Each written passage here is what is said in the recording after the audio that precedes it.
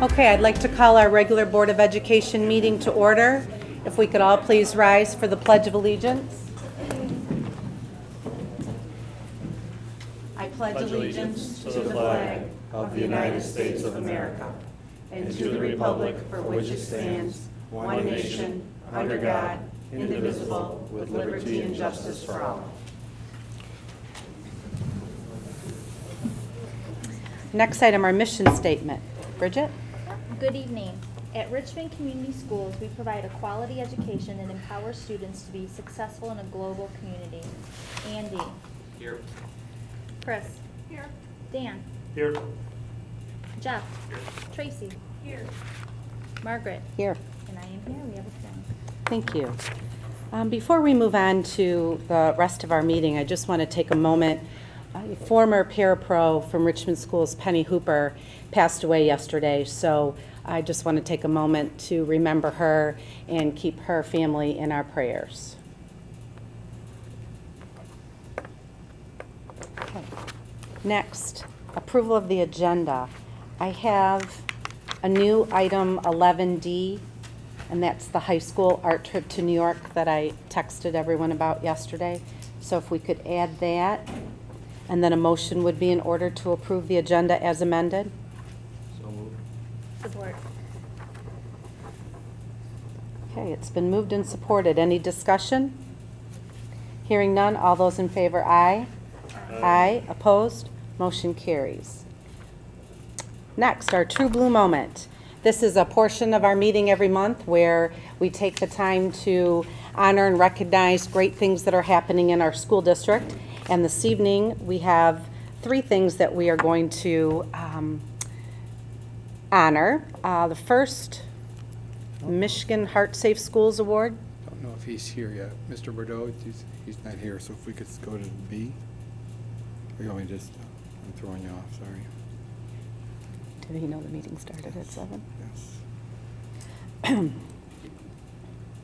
Okay, then I guess we'll do the Teacher of the Year recognitions. April? That was in April when we had our three teachers from each one of our buildings were honored at an awards assembly at the Macomb ISD. And so tonight, the board would like to publicly acknowledge these three teachers for all that they do for our students. And Mr. Walmsley will start first with our Elementary Teacher of the Year.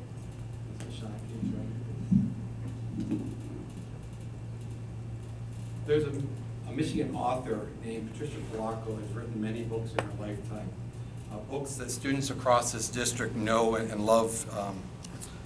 She's a phenomenal author. As we honor our outstanding Teachers of the Year, I chose one of her books that exemplifies the teachers we have here tonight, but it also exemplifies the teachers we have in Richmond. It's a book called Thank You, Mr. Faulkner. If you haven't read it, I urge you to read it. The story honors the teacher that takes the time to see the child that was drowning and needing help. It was a child that was Patricia Polacco herself.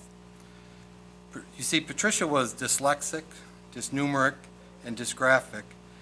You can only imagine what it was like trying to learn in the age when she was growing up and not having the specialized services. Patricia recalls feeling terrible about herself and compounded by the kids that bullied her and teased her for her learning disability. Then there was a teacher that changed her life. This teacher was Mr. Faulkner. Not only did he stop the boys from bullying her in the story, but he also noticed that she wasn't reading well and did everything he could to make sure she read and succeeded. To this day, Patricia remembers the first day that the words on the pages had meaning to her. Mr. Faulkner had reached into her lonely darkness and pulled her into the bright sunlight and sat her on a shooting star. Tonight we honor these teachers in Richmond Community Schools who are our Teachers of the Year, Mrs. Walters, Mrs. Bartels, and Mr. Murphy, who continuously see each child for not what they can't do, but what they can do, for who they are, and what they shall become. So at this time, I have the distinct pleasure of introducing our Elementary Teacher of the Year, Mrs. Walters.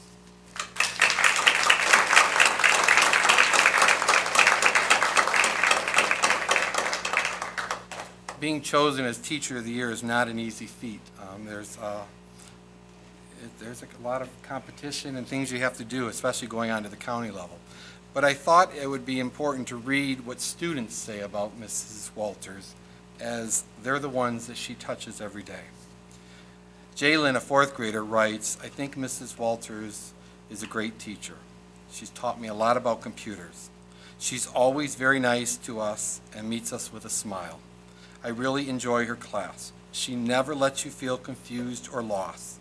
She would always help everyone to learn. Mrs. Walters is a great computer teacher." Katie writes, "I had Mrs. Walters for computers at Lee Elementary School. She is one of my favorite teachers. She is always nice and made me laugh. I learned a lot about computers from Mrs. Walters, and she made me feel very smart." Mrs. Bartels is our middle school Teacher of the Year.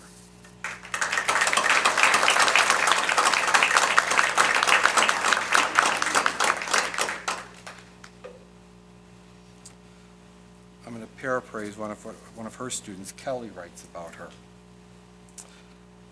"She teaches different from a lot of teachers. She keeps our attention all the time in class. She's taught us more than just the subjects that we're learning. She taught us about who we are. She makes projects fun and works to make our learning exciting every day. Mrs. Bartels is a friend whom you can trust and feel safe. Our bond goes beyond being one of my former teachers. I try to stop in at least once a week and just talk about the things that are happening in my life. She is truly an inspirational teacher, and I've learned so much more than English from her. I've also learned what it feels like to create a strong bond with an amazing person that really cares about me." And I'll let Mrs. Michon speak about our next Teacher of the Year, Mr. Murphy.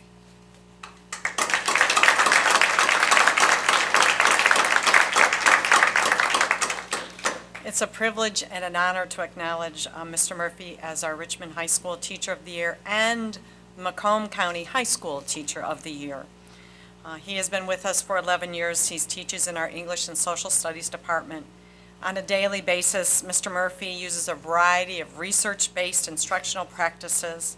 While doing so, he does not sit back and coast. Instead, he continues on looking to improve his instructional practices, integrating technology and making his classroom the best learning environment possible. Mr. Murphy is the most requested teacher by our parents and students, a true testament to the learning that takes place in his classroom. Mr. Murphy is also the teacher of our yearbook and our newspaper. He is our Key Club advisor, our JV baseball coach. He has done many, many activities with our students, from Habitat to Humanity to UNICEF, to making dolls for children in the local hospital, going to packing parties for our troops, participating in Kids Against Hunger. He announces at all of our boys and girls basketball games. He's an MC at our pep assembly. His volunteering and giving defines Mr. Murphy. It is a true pleasure for me to work with this young man. He does whatever he can. He's willing to share his skills, his knowledge, his experience, and practice with others. Mike comes to work every day and demonstrates by his actions what the Teacher of the Year embodies. Congratulations, Mike.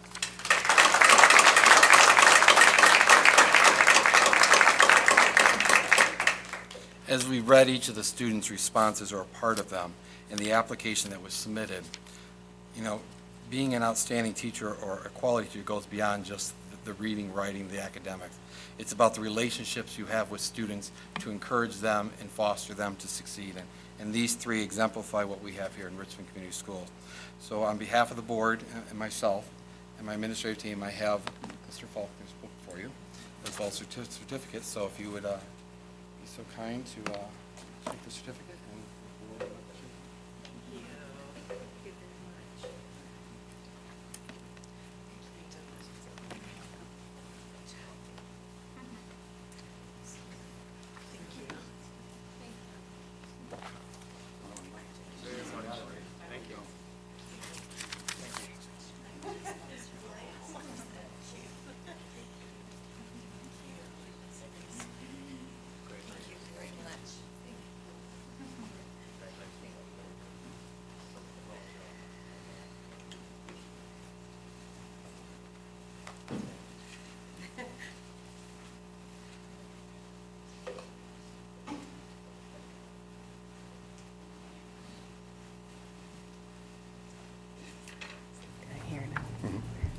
Okay.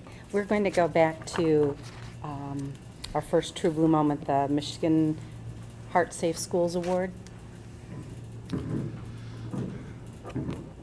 Tonight, I'm going to actually turn it over to Mr. Bordeaux, because he was one of the many people who spearheaded this. The Michigan Heart Safe School Awards has been awarded to Richmond High School, and we received a lot of good press on it. We're one of the very few schools that have this award, so I'll turn it over to Mr. Bordeaux.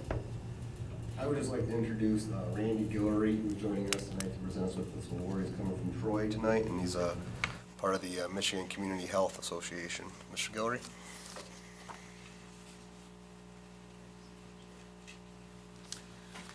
Thank you, everyone. My name is Randy Guillory, and I do a lot of work with the Michigan Department of Community Health. And the first thing I would like to do is say thank you to Richmond High School for doing what was necessary to become a Michigan Heart Safe school. I'll give you a little background of my involvement in this. Back in 2000, my wife and I lost our 15-year-old daughter Kimberly to a sudden cardiac arrest in a water polo game. And that was at Groves High School, and at that time, most schools did not have AEDs. And we basically lost her on the pool deck. So what my wife and I did, that was on a Saturday. The following Monday, we started the Kimberly Ann Guillory Foundation, and our mission was to try to prevent other parents from going through what we went through when we lost Kimberly. And so one of our missions has been to try to make our schools in Michigan safer for kids and really everyone else who visits. And what we've done since April of 2000 is raised over $1 million and have donated more than 650 AEDs to high schools throughout the state of Michigan. And when we donate an AED, we also pay for the training. And all of this is given at no charge to the school. It's basically an unconditional gift to the schools. And a few years ago, the way the Michigan Heart Safe School program got started was I was with my family on vacation up north, and our 3 other daughters. Kimberly was our 3rd of 4 daughters, and one of their husbands at the time. And I got up early, as I typically do, and was having some coffee, and happened to be thinking that, you know, we're out there trying to get AEDs out into schools throughout the state of Michigan, but we've never really told a school what a model school should look like. And I called Deb Duquette of the Michigan Department of Community Health, and I said, Deb, we need to come up with some kind of a model. And that's what resulted in the Michigan Heart Safe School program. And ideally, what we would like to see is every school in Michigan be designated as a Michigan Heart Safe school. And part of what the idea is that at least when I was in school, high schools are pretty competitive amongst each other. And this is one thing that you can do to let the community know that the safety of your students is important to you here. And that message gets passed along, and pretty soon the school down the road, maybe a little farther down the road out here, is going to say, well, why aren't we a Michigan Heart Safe school? And hopefully every school in the state will ultimately be designated as a Michigan Heart Safe school. So I don't want to take too much time. I just want to say thank you for doing this. Hopefully it won't be long before every school does this, and our kids will be safer.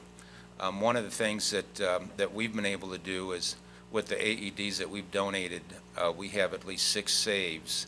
3 students and 3 parents or 2 parents and a grandparent from AEDs that we've donated. And essentially what we've tried to do is change the culture in Michigan to try to really put emphasis on school safety. And this is a major part of that, and just thank you very much for doing this. Thank you.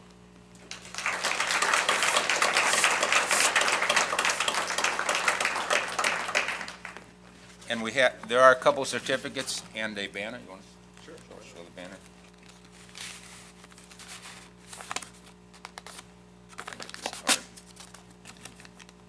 That's just the covering paper.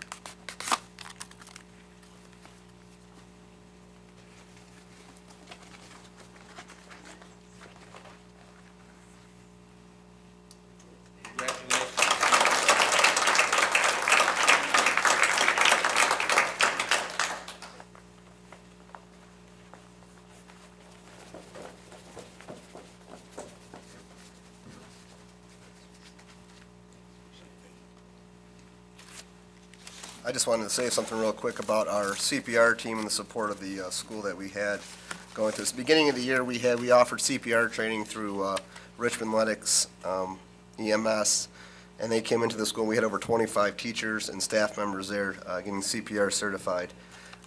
Also, some of the requirements on here, just so you know, at least 10% of our staff, obviously we have more than that with 25 staff members CPR certified. 50% of coaches and 50% of our PE staff are current with the CPR. We also had to perform one CPR drill within the school day, and how this drill worked is we did not know where Richmond Lennox was going to place a mannequin with our building, and I didn't either. It's kind of eerie, even when you turn a corner and you see a mannequin laying there and you have to react to it. One of the requirements on here was that we had to do it within 3 minutes, and we were just under a minute in getting there and getting set up and getting the AED going.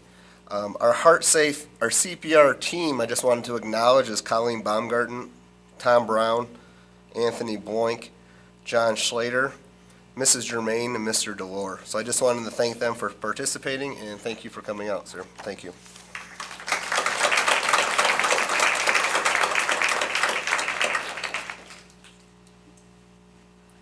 Thank you, Mr. Bordeaux, and that's a very fine job. Thank you. Okay, next, we are here to honor our top 10 graduating students.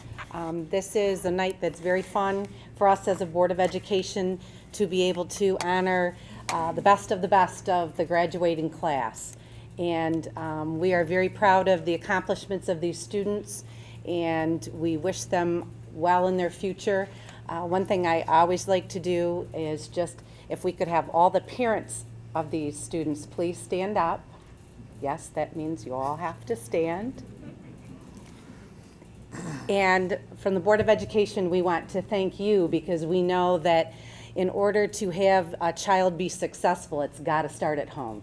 And we're looking out at all of you, and you're the ones that helped greatly to get your kids where they are. So whether it's your first one that's graduating that you've gotten through, or it's your baby, congratulations to you, and we wish your children much success, and thank you for letting us have your kids these years. Congratulations. Okay, we will turn it over to Mrs. Michon. Good evening again. Students, as I call your name and announce your plans, would you please step forward up in front of our Desk here or table, okay? Make sure you're facing the TV. Yes. Camera there, and stay until all 10 are done. Okay, we'd like to start off with Beth Bendit. Beth currently has a 4.058 GPA. She will be going to the University of Michigan in the medical field. Her parents are Dawn Bendit of Richmond and James Bendit of Casco.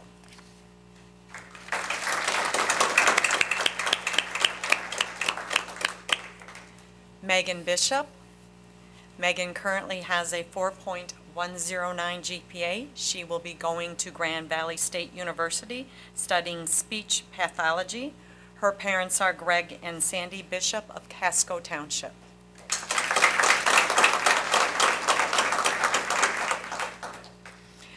Bo Brockett Jr. has a GPA of a 4.123. He will be attending Albion College in the field of English. His parents are Bo and Betty Brockett of Richmond.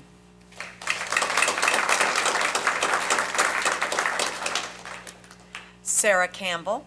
Sarah has a GPA of a 4.143. She will be attending Michigan State University in molecular biology, and her parents are Ty and Sandy Campbell of Richmond.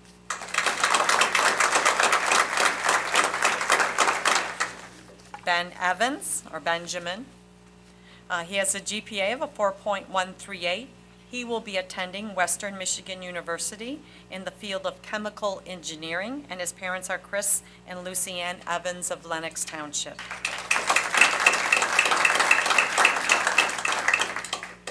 Xavier Knuckles has a GPA of a 4.014. He will be attending the University of Michigan Dearborn, studying nuclear engineering. His parents are Joel and Sandra Knuckles of Richmond.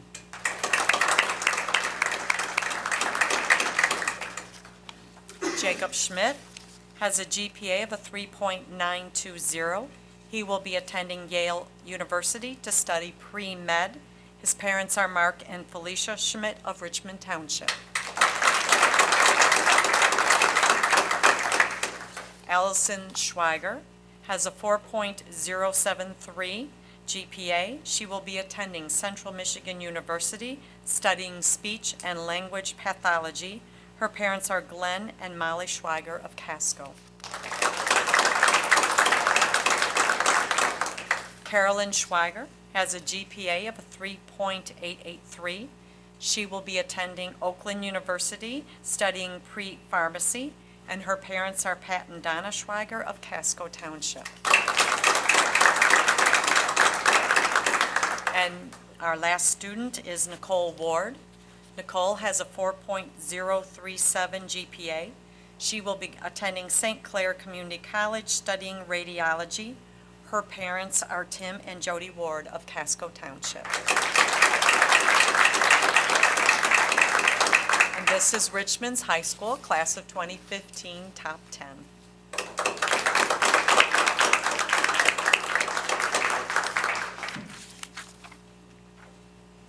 Don't sit down, don't sit down, don't sit down.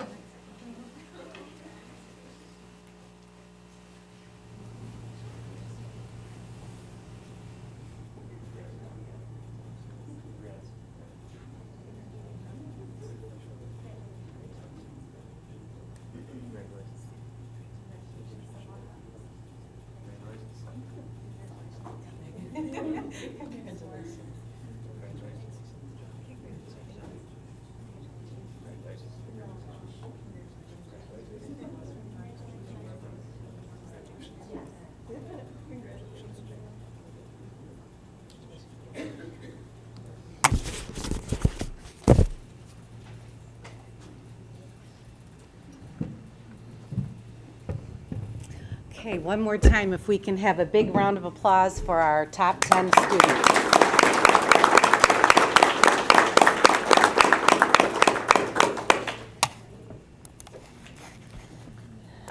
Okay, moving on. Our presentations. One-on-one technology initiative. Mr. Berkmeyer?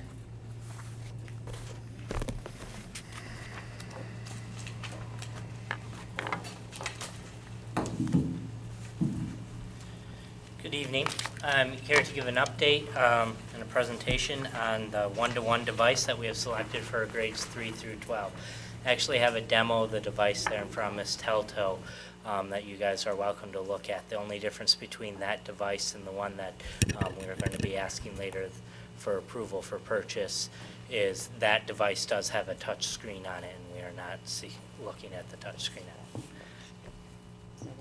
on it. Just to give a little update as to, we did look at these devices and did put our own RFP at the time that we were considering devices. We were thinking that we would use the Trig 22i bid.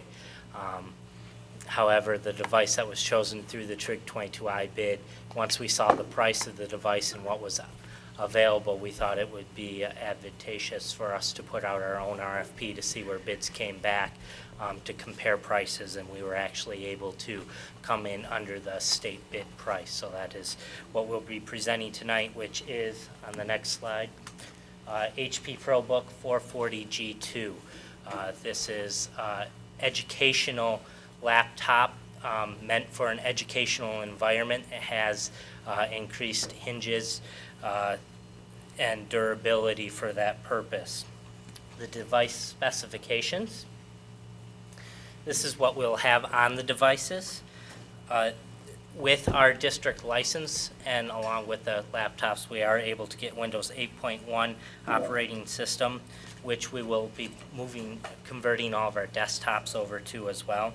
It has an Intel Core i5 processor, 4 gigabytes of memory, 500 gigabyte hard drive. It's a 14-inch diagonal LED screen, 2 USB 3.0 ports, 2 USB 2.0 ports, an internal DVD RW drive, integrated webcam, and a 4-cell long life battery, which was one of the alternate bids that we are choosing. So if we look at the numbers and the price here, we're looking at purchasing 1,563 devices. That number was determined by rolling our current student population forward for current grades 2 through 11, which will be next year's 3 through 12 grades. Also adding on roughly 15% for overages to have available in the building in case the device needs to be changed out or something along that lines. We also added, according to our bond language, devices would be provided to district administrators and the teaching staff. So that added another 106 devices to come up with our 1563 number. The price, according our lowest bidder, was C-High Electronics. C-High came in with the 440 with a 3-year parts and 3-year service warranty at $516.53. And we chose alternate number 3, which is an extended life battery, so the battery will last a little bit longer. That's $8 more for each device. And we have an estimated cost for the case right now. After approval of the device, we will put an RFP out for the cases. We wanted to make sure the case would fit the device. We also asked for software to be included in the bid.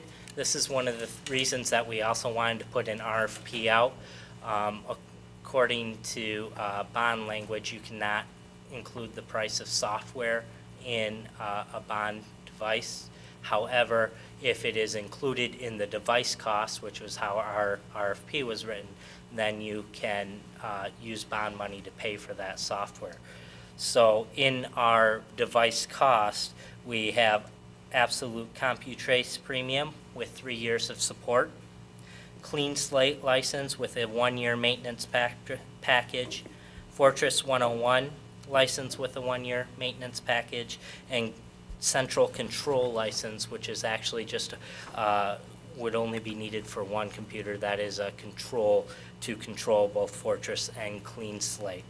And I'll talk a little bit more about what those individual softwares do, but one of the reasons that we did not select the 22i price was because we couldn't get all of this software.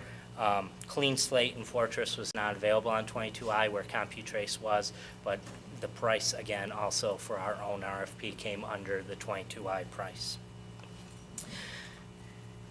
Absolute CompuTrace is going to be used to monitor our devices. Obviously, we are putting a big expense and investment into one-to-one devices, and CompuTrace is going to help us keep those devices safe and, most importantly, keep our students safe. CompuTrace is actually hardware embedded in the device. However, once you buy a license, it gets turned on. So that way it can never be removed from the device. It has several pieces to it. The first is asset administration. It uses a cloud-based interface so we can manage the entire deployment regardless if the device is on our network or off our network. It collects incredibly accurate and comprehensive information from the device. We can set it to run reports so we can know if something has changed on one of our devices. It will send us a flag and tell us what device and when it changed. We can create customized policies and alerts. And asset information includes user identification, the physical location, hardware and software, antivirus and encryption status, and hundreds of other data points that we can choose to turn on or off. Also included is data and device security. If a device is not secure, if a device was stolen for some reason, the data that it contains is safe. This is very important for our teacher devices. If a teacher device got left at McDonald's by accident and someone picked it up, it might have student data on there. With Absolute CompuTrace, we can wipe that data so that no one can have access to it. We can gain that data remotely. If there was something important, we really want to try to retrieve it before we wipe it. And we can also run reports to say, okay, was that data accessed? When was the last time it was accessed? So not only do we know that it's encrypted and safe, we can say, look, according to our CompuTrace program, the data was not accessed since the time that was reported missing. It also has geotechnology. Geotechnology will track the physical location of our devices at all times. So whenever it hits a network, CompuTrace has agreements with internet service providers everywhere so they can see where that device is. If we can put up fences, so we say, for example, maybe we don't want our devices to leave the country, it would tell us the second it left the country. Or we could just see where our devices end up. Maybe on spring break, we could see if people are taking the devices with us. We could see where they are if something if a virus outbreak for a computer were to happen if they're on a certain network, we could see if anyone was on that network. But it also helps to investigate and determine the status of its physical location. So if a student comes into us and says, I think my device is stolen, we can bring it up on a map, and if we see it's still in their house, we can say, hey, maybe you need to look a little bit harder. Endpoint forensics. Can I interrupt, Mr. Burgoyne? This is one of the pieces, as we were talking with other districts, that was critical in terms of, in a perfect world, all devices are going to be used appropriately, returned, et cetera. But we don't live in a perfect world. And so some districts have experienced the pawning of devices. And this type of activity allows us to track where that device is, where it's at, physical location. So, And since it is part of the hardware, it's also a safety feature for our students. When we start telling people that we have one-to-one devices, we're telling them that we know where they are at all times. So we don't want people to say, well, I'm going to try to steal devices from Richmond students. They know that this hardware is on our computers, and if you take it, we will be able to find it. Which leads to the last part, endpoint forensics. Absolute CompuTrace is the only company that will guarantee that they find your device, or they will give you a replacement fee.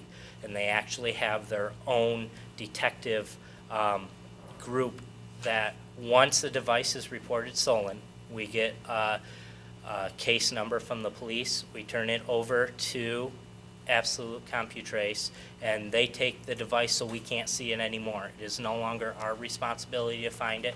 They will either track it down and coordinate with the police to find the device, and if they cannot find it, then they will write the check for the value of the device at that point.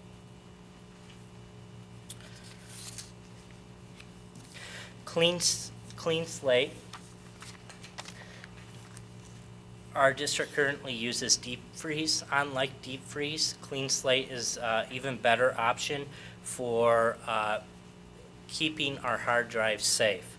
If clean slate allows us to restore the computer to its original configuration whenever an unwanted change happens. So if a student downloads software and somehow finds a way to get it installed and it's screwed up the hard drive, all they have to do is turn it off and on, or log off and on, and it automatically restores back to the original state that we set it in. This will be very helpful for viruses, for example. One of the things, unlike what we're currently using, however, it also allows Windows and virus scanner updates to run.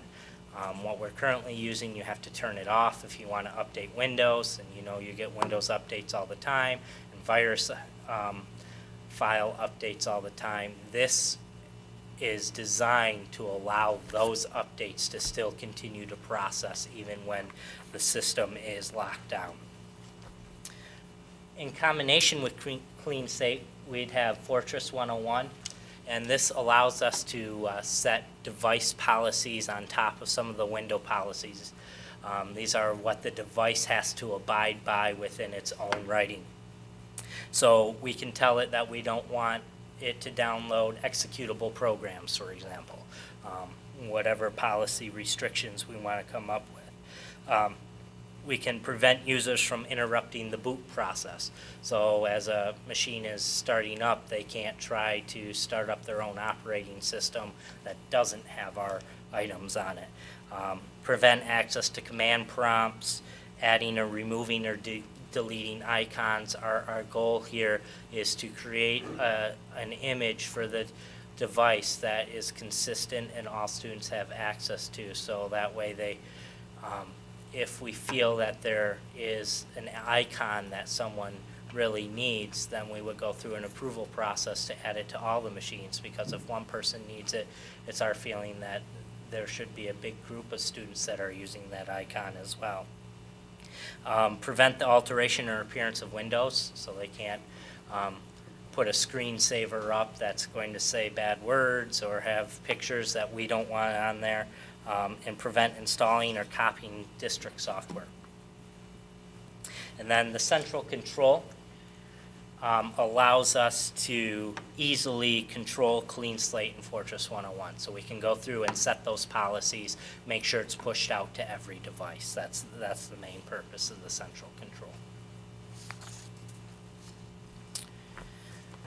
On each computer will be district software. We currently have a license for Windows 8.1 Pro, so we'll be moving all of our desktops and laptops to that so that all the computers in the district are running the same version of Windows. We also have a license for Microsoft PowerPoint, Word, Excel, and Access, so we'll make sure those are all on the devices so that we can make use of that software that the district already owns. The black box We Present software, one of the one-to-one or one of the technology upgrades that we had a black box installed in every classroom. That black box allows you to wirelessly display to the projectors that we had installed. We also had them installed in Lee where we didn't replace the projectors, but we wanted the option to be able to wirelessly present. The teacher has the option to allow up to 4 presenters to display their image all at once, or they could choose anyone who logs in that class. So you don't have to go to the wall and plug in your device. You type in a code that's unique to every classroom, and you can display the image on the laptop. So that is something that we have access to. Office 365, email and file storage on OneDrive. So students will be given an email address and file storage on OneDrive.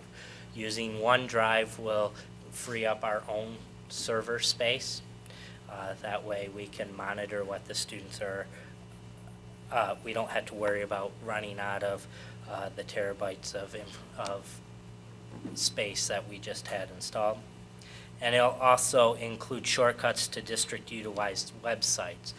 For example, at the high school, Blackboard is used pretty heavily, so we'll make sure that is on the devices. The student portal in PowerSchool, student handbook, we can put an icon right on the desktop, so every student will have access to the handbook right on their device.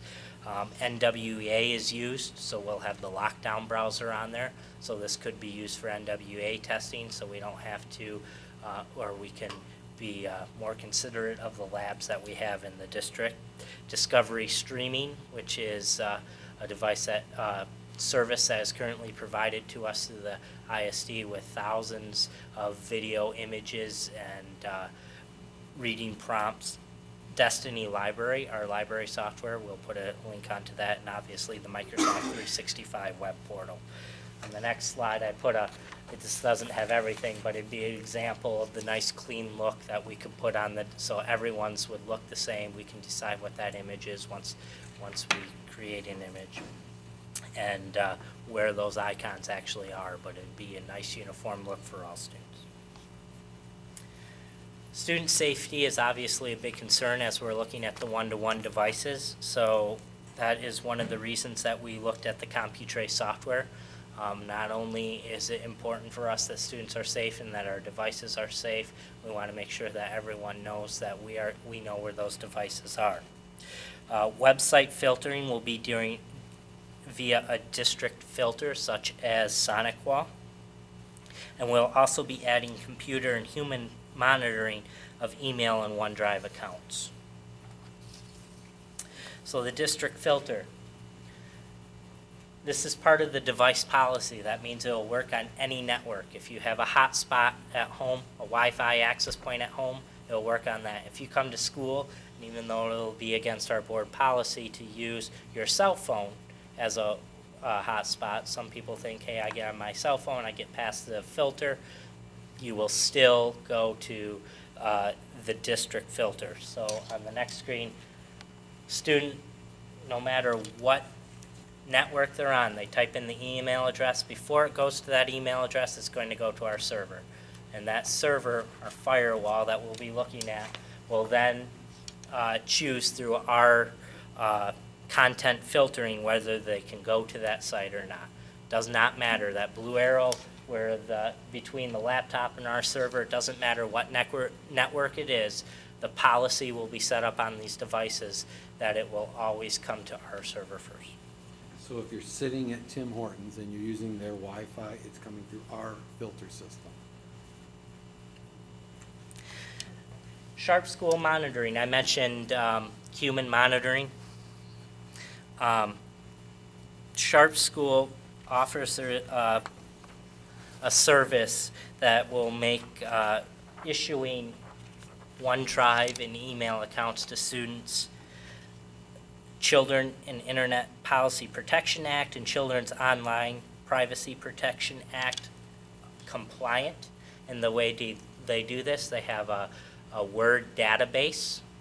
We don't know what it is, but it contains all of the dangerous words or words that they think are dangerous, that if it pops up in an email, it gets sent to one of their human monitors. They check the email quickly, and then they make a decision. If it's something extremely dangerous or they think merits immediate action, like, and they have used this as an example, a student talking about committing suicide, then they will call 911 immediately and make sure that the student gets help. If it's something that they think is not as big an emergency but needs to be flagged, they'll send it to the administrator of the building so they can have a conversation with that student. It works seamlessly with Office 365, and it would ensure that both our communication and our file storage is compliant with the laws.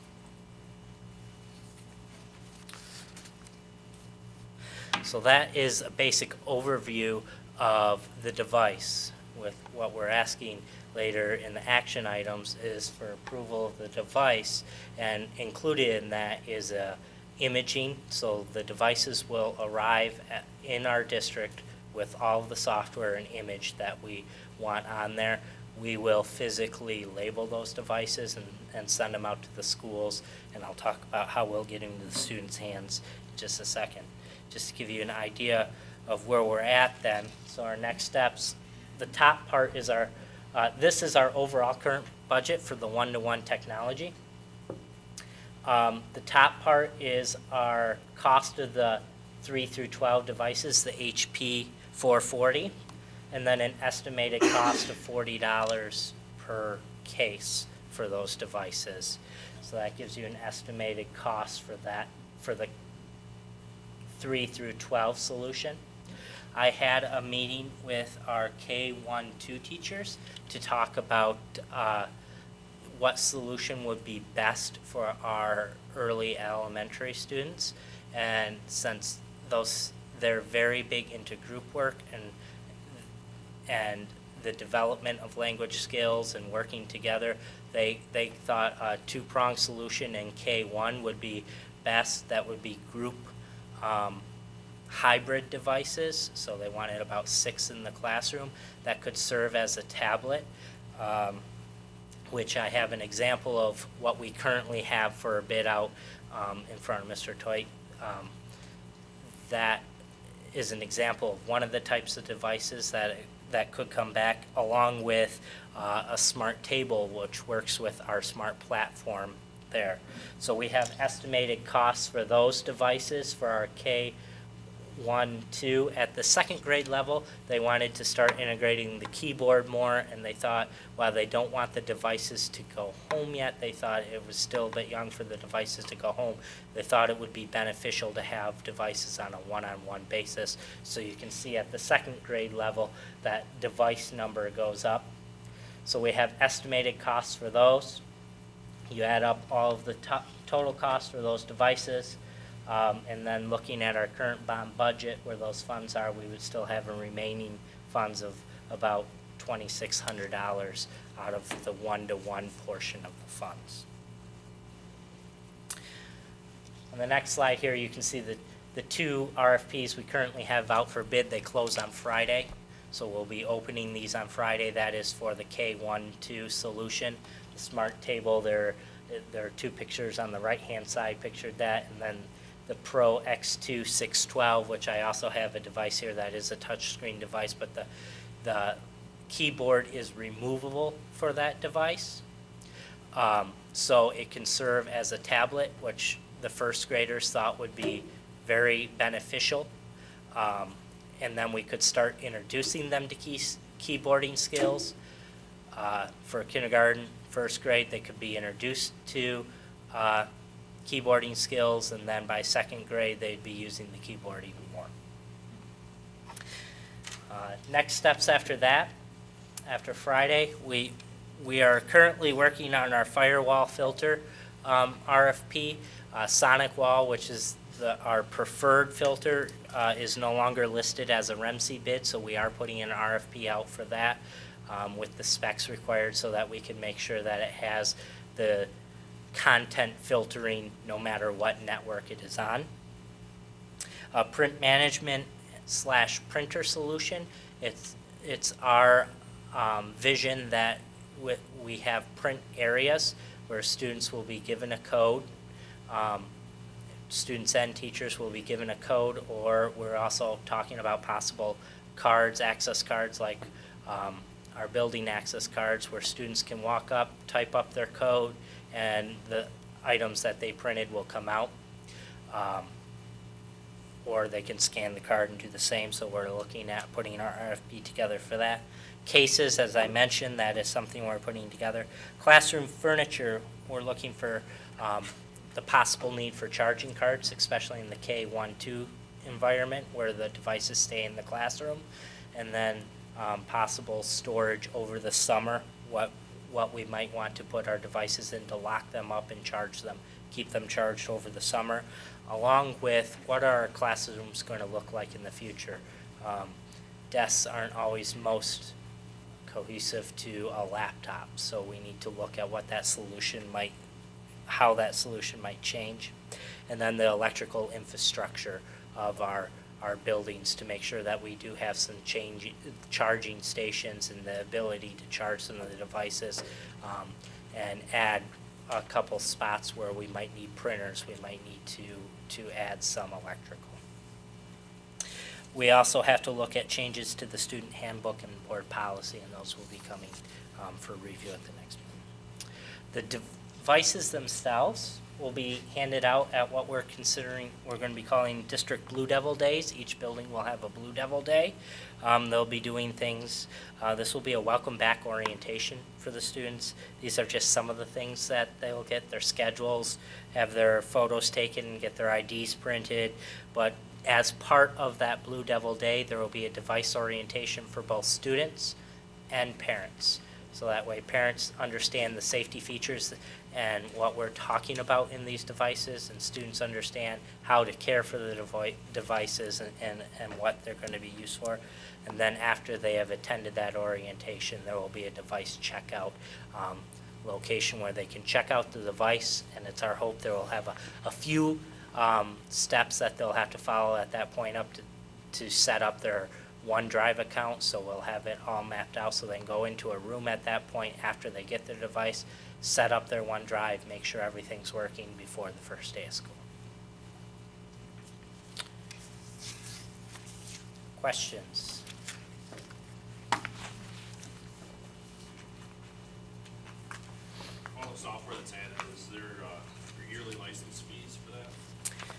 one-time purchase?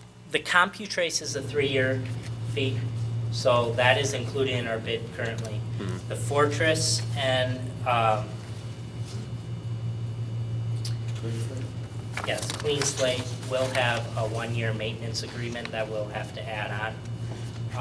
The Microsoft software that we've listed there is something that we're currently paying in our Microsoft user agreement. So, Have any idea what those costs are? what the Clean Slate came in, Eric, what was the amount? Do you remember what Clean Slate and the yearly cost for Clean Slate and Fortress was? I can get that for you. I don't remember what the actual cost is. I'm looking up. So I guess one thing I got is, the board's gonna have to make sure that we have an obsolescence plan.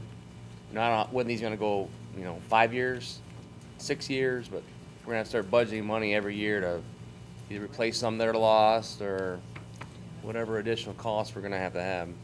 Otherwise, we're gonna hit a brick wall or go over a cliff in 5 or 6 years, so.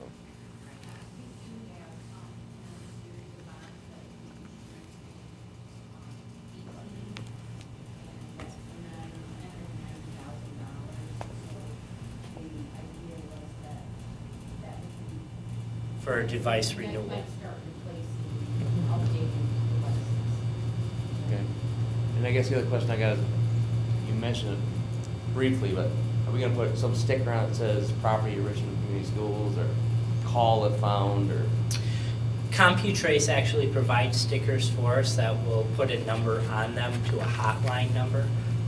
So if it's found, they will take care of that and get it back to us, so that we will put that sticker on there. We'll also have a barcode sticker that will work with our current Destiny software, so that all of these will be scanned in, they'll be inventoried, and then as we check them out, we'll be able to scan the student's ID and scan the actual device so that they're matched to each other.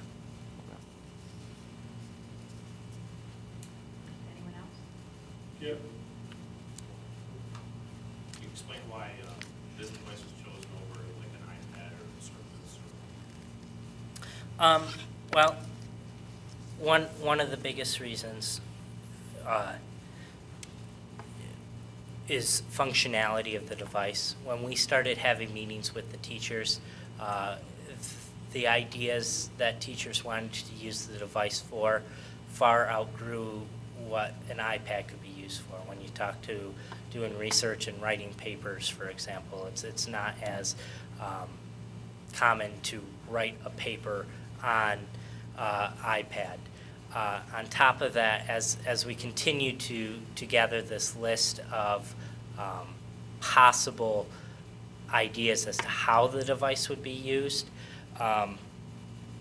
we wanted to make sure that we're making use of the district software that we already have license for, such as the Microsoft Suite, and we wanted to make sure that it was stuff that our current technician would be able to work with if it were to break. iPads, if they break, you're pretty much replacing.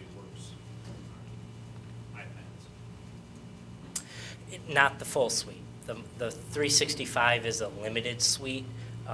It doesn't have all the options that we have available by having the full Microsoft package. As for the Surface, now they did just come out with the new Surface Pro. However, the Surface Pro has an Atom processor, which has much less processing power than our current i5 processor that we're looking at. And the state recommends on any new purchases that you get a minimum of an i5, which would put us to the Surface Pro 3. The Surface Pro 3 with 125 gigabytes of memory starts at $899. That puts us out of the price range for a full solution for our student body. Will we be capable of eliminating textbooks in the future with these? That is a possibility and goal, both with some of the things that this device will be considered as we go through our individual curriculum renewals. We have a 5-year curriculum renewal process that we'll be working on. Science will be the first one next year. As we start looking at individual curriculums, we'll look at what's best for that curriculum. I can't promise that we'll eliminate every textbook, but what we want to do is make sure that that device is incorporated into the curriculum as we're making those choices.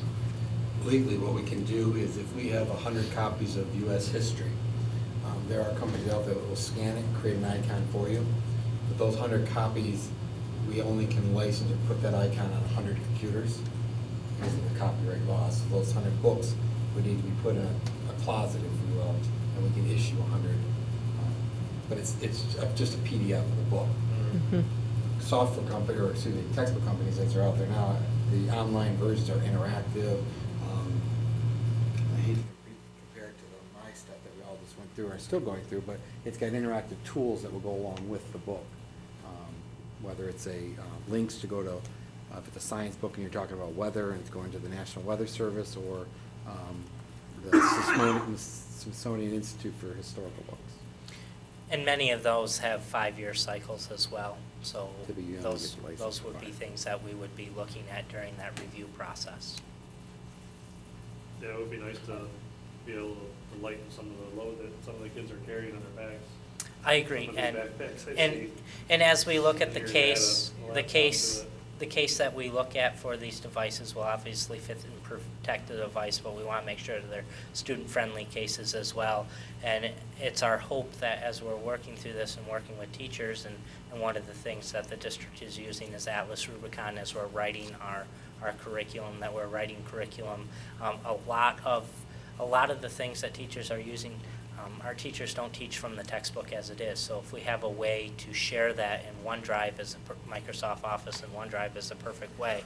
If there's pieces that we can share with students, we can eliminate some of the paper and some of the need for copies even. The last question I got is, so we've got all this new bond infrastructure. Is there, I don't know, you and Eric have done the best you can, but is there any hidden landmines that we're gonna find out with putting this many computers on the system? It's gonna slow down latency, or? We're not worried about speed. We do want to double check our coverage. We cannot, our speed is provided to us through the ISD, and I've already in talks with them. They know as districts are launching one-to-one devices, they're purchasing more speed and opening up those lines to the districts. What we are concerned with, and what we really can't test until the devices are all in one location, is the Wi-Fi hotspots that we have in the building. We're currently told through our provider that we have enough hotspots, but until we have that many devices in one location to try it. But there is money left in that portion of the bond if we had to add some more hotspots in the areas.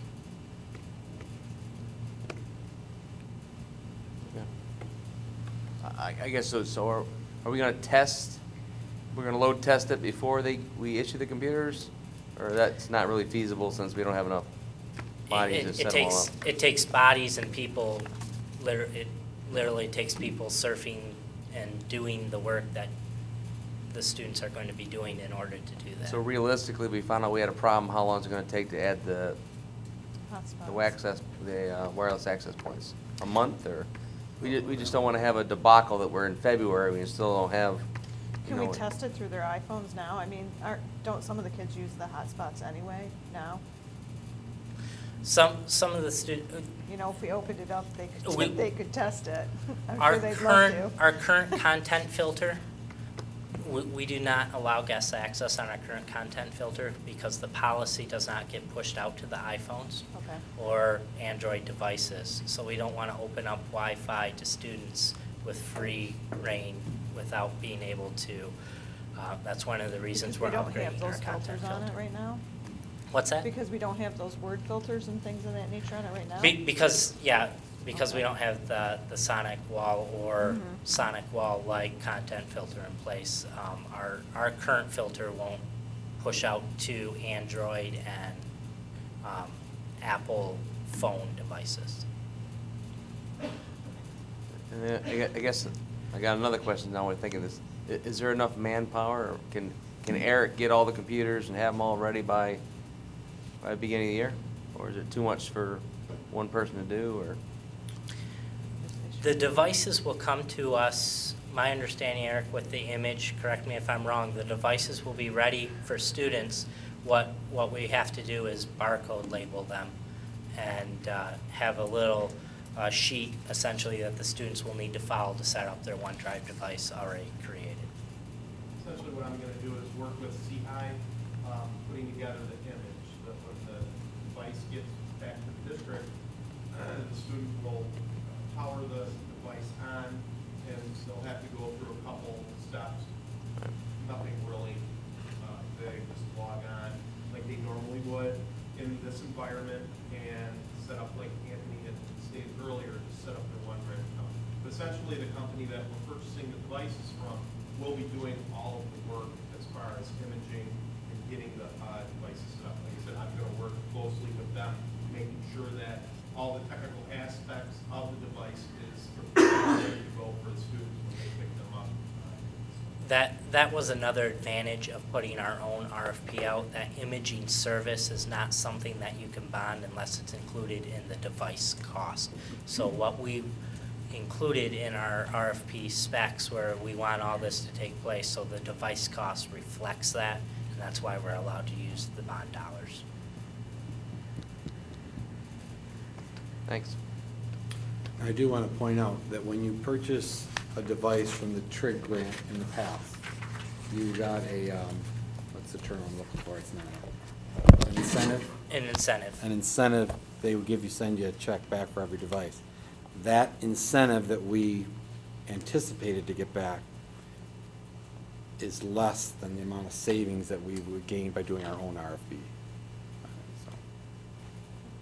We would use that incentive, our intention was to use that incentive to purchase the software and the imaging that the district would have to front the money until the incentive came, but it's actually less, or it's forecasted to be less than what we saved by putting our own RFP out. I have a question. Yes. Now with these, sometimes when we get new devices as teachers and we have to cover all the curriculum, it can be quite overwhelming. Now our teachers going to be provided with proper training on how to use these devices, how to manage it. I'm talking more like lower L, to manage a classroom full of devices and how to facilitate those type of lessons.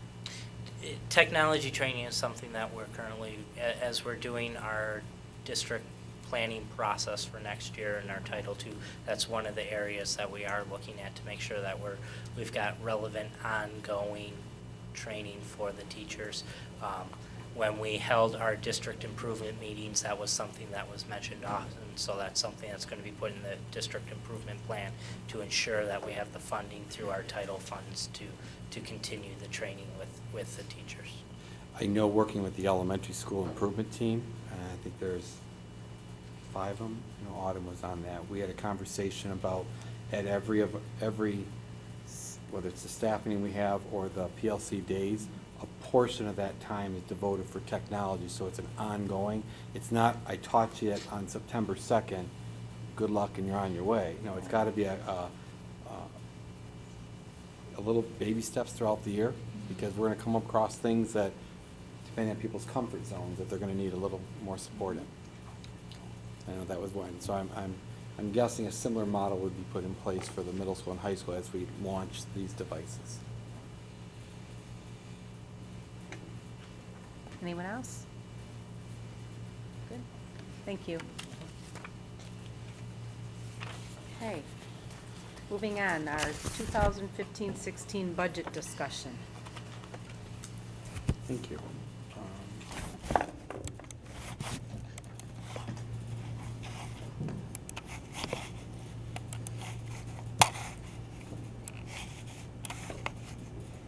Second here.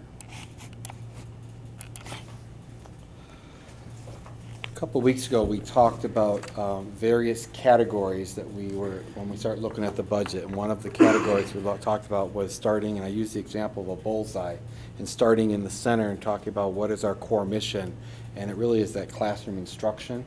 And as we go out from that bullseye, what are the support services that we need? Tonight is going to be a beginning of our conversation with some of the assumptions that we know from the state and where we are. I mentioned at the previous board meeting that our projected enrollment is to be less next year. Obviously, with less students, you get less revenue. So how does the organization adjust to that? One of the things I want to start with is the commitment to be more of a systemic focused on marketing the district. Tonight's presentation on a one-to-one I think is going to be a key piece in marketing our districts and drawing students here. It's not the same device that other districts are providing. I think that's a piece that we need to capitalize on from the laptop format. But it's also the safety and the stuff that's going on here at Richmond. We've already started that with the tours on Tuesdays at 10. We have now, I think in my head, if my addition's correct, I think we're up to about a dozen families that have now chosen Richmond next year from as far away as Port Huron, Armada, there's one from L'Anse Creuse. A lot of neighboring districts are coming here, and I think that personal touch is what we're trying to market here. It's the resources of a big city, but in a small school system, and so forth. So one of the things that I would like the board to consider, and I'm going to start with this, is we have a current system, a bus system out there that picks up approximately 600, 700 kids a day. And we, this year, were proactive in terms of switching that system to an Edulog system, so parents do not have to request buses and fill out a form, and then we got to manually enter that information. We now put students on a bus run, and parents opt out. So we know, so we can balance our buses up front. One of the things that we are looking at is, and we'll start with this one before we get into the assumption, some of the stuff that doesn't cost us anything. Our buses currently run in an area of this district, I'm going to say we're about, 40 square miles in size between the 4 townships in the city of Richmond. The circles that you see on your map would be potential pickup spots for students that if they wanted to come to Richmond, you get them to that spot and we'll get them to the school. The reason why these were chosen is we began looking at our bus routes and trying to balance the busing, the number, because I know that was a concern this year with the number of kids that were on buses, and we had to adjust because parents had to request buses, and we built it at a certain point, and then we got another dozen or two that came in. Now we're adjusting it. We're flipping the model. We're being on the proactive side of scheduling and figuring out where the populations lie. One of the unique things that Richmond and many northern districts have that is unique to them is just the geographic space. If I was in the southern part of Macomb County and I wanted to school of choice my child to any school, within probably 10 miles I probably have a half a dozen schools to choose from, whether they're high schools or elementary schools. The farther north you go, as we know, that convenience isn't there, or that option. But we have a lot of families that want to send their child here, but it's getting them here is the obstacle. This is one way that if we begin marketing these pickup spots, and our neighbor to the our neighbor to the west does do this already. We've had a lot of conversations in terms of, that's the challenge with school of choice, is we are taking from each other as a public school system, but it's the environment that we live in. As you see in tonight's best practices, we have to be a school of choice district to get funds. So this is something, as we begin looking at the budget, one of my recommendations is that we begin offering these. They're currently on our projected bus run, so it's not a new run, it's a new stop on the run. We would establish a pickup and drop-off time at these locations. Again, that's one that is no cost to the district, but is in a way that we can market and draw families to our district. So you're saying... Do you think you have the headspace on the bus? I believe and work with transportation, if we change the model, instead of doing it like we did this year, where we had all the requests and we started filling the buses and then we had multiple buses going into subdivision, The model that we have, EduLog, actually takes all of our student data in PowerSchool, puts it in the computer system, plots them out on the graph. And we can say, okay, I want to create a bus stop here, and it draws all those dots to that bus stop, and then it actually puts a number of how many kids are on that bus. Where before, and this is somewhat archaic, is I would receive a paper from a parent, I want a bus stop or bus transportation. Someone manually entered that information into the system and began building the route based on the number of sheets that were created. We're letting technology do the work for us, which is a cost savings from the manpower hours that took to enter the stuff in the system.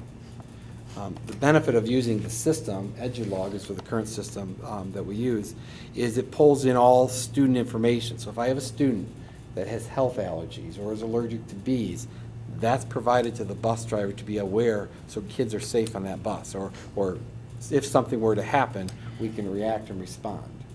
Right now, if a parent didn't put that on the form, the transportation wouldn't have that information, but the school may have it based on their registration paperwork. So if I understand what you're saying, these dots, this is already a route, this is just within this route will be these stops. That's what you're saying? Correct, and this is our tentative routes. We haven't finalized the routes, so Okay. those stops could adjust, but we're trying to, based on our current routes that we project, where could we add a spot on the perimeter that could potentially pick students up and bring them here? Are these just spots on the road, or is that's a current student here that will be using, like, their driveway? These are new spots. They could be, it could be a driveway of a house, it could be a business. Most of them are more of a residential area. But it's a spot that we can safely stop a bus and pick students up, even if they were our own kids standing there. And parents would have a place to park. Correct. Because assuming that they're driving their kids, they're not just gonna drop them off, probably. Correct. We recently had a, if you take St. Clair Highway down over the expressway, there is a family that lives on the right-hand side that can't get their child here now because the work schedule's changed. So we've been working and creating that bus stop in a spot. I think it's actually a park and ride. It's off to the side there that you can, parent could stop, child gets on the bus has a spot to turn around and go back on the route.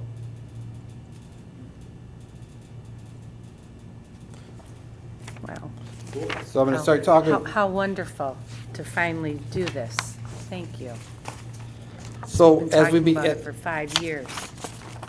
well, I think the part of the way why we're at this point we can do this is we got to work smarter, not harder. And Yep. the technology is out there, and our old system, instead of renewing it, we paid a little more for the upgrade to switch over, but it's the same fee that pretty much we're going to have every year that we were paying.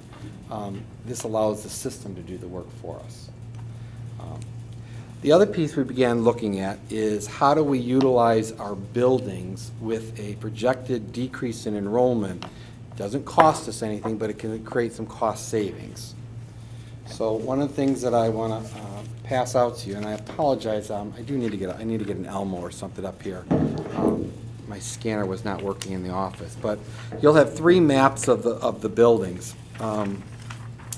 And the first one is Lee Elementary School, and this is where we are looking at, Casal. There's not a lot of space left at Lee. It's a pretty full building from all the support staff that we have there with the Title I, et cetera. But we are expected to have 2 empty classrooms with our projected enrollment. With our projected enrollment of kindergarten continuing having 3 sections, and those current kindergartners moving on to first grade, we would only have 3 first grade sections for next year. So if you look at the wing where the first and kindergarten is at, those last 2 classrooms, you'll see open/sensory room. Currently, one of them is a sensory room. The other becomes an open classroom. If it's not utilized for support services, such as Title I, in essence, the room heating and cooling can be dialed down. And cooling, when I say dialed down, I mean in the unoccupied node, not turning it off so we have any more problems with heating and cooling that we've had. But You'll look at, we've looked at rearranging where the specials classrooms are. If you are ever had an opportunity to be at Lee during the interchange of specials, you have roughly 150 kids leaving a special and 150 kids going to a special. It's pretty chaotic. So, and they're all primarily down by that art wing. You got art, music, and so forth. With the 3rd and 4th grade youths being the first hallway, relocating the resource room to be more in the center for support, spacing the Spanish down by the 2nd grade wing with the art down by the 1st grade wing to spread it out so we don't have the congestion in the building that we have. Like I said, there's not much savings at Lee because of the physical layout. But if you go to your second page, which is the middle school, there is an opportunity here that we can literally shut down 7 classrooms, reduce the cleaning costs, reduce the heating and cooling costs, and the consolidation of those classrooms into the rest of the building based on the enrollment of that building. You can see in the map where it says, I use the word closed, I don't know if that's the best word to use, but it's not, unusable. We're going to keep them for future growth there. But we can move the 5th grade and 6th grade down to the you see on the area on the map, which is in the corner by the media center. 7th and 8th grade core electives will be down that first hallway right across from the office, as well as around the media center. You still have the arts, special education, band, PE all around the perimeter of the cafeteria, band room, etc. The savings there is, when you look at, there's 7 less classrooms to clean with the custodial company that we've operated with. There's potentially 7 less classrooms that the lights aren't going on and off with the movement and so forth, or the technology in those rooms running. There are bathrooms in there. There are bathrooms down by that 6th grade hall. There's bathrooms across from the by the 7th and 8th grade core classrooms right across from the media center. Obviously, there's bathrooms down by the gymnasium. So we're not short on bathroom space, but bathrooms take a lot of cleaning and so forth. So by reducing that, we can create some cost savings at no specific plan, I guess, to create that. The last one is the high school, and we've had a lot of conversation about growth and where we want to go with CTE courses, and I want to give kudos to Ms. Michon on a lot of and her vision in terms of what we want to have happen in offerings for kids at the high school level. We're looking at utilizing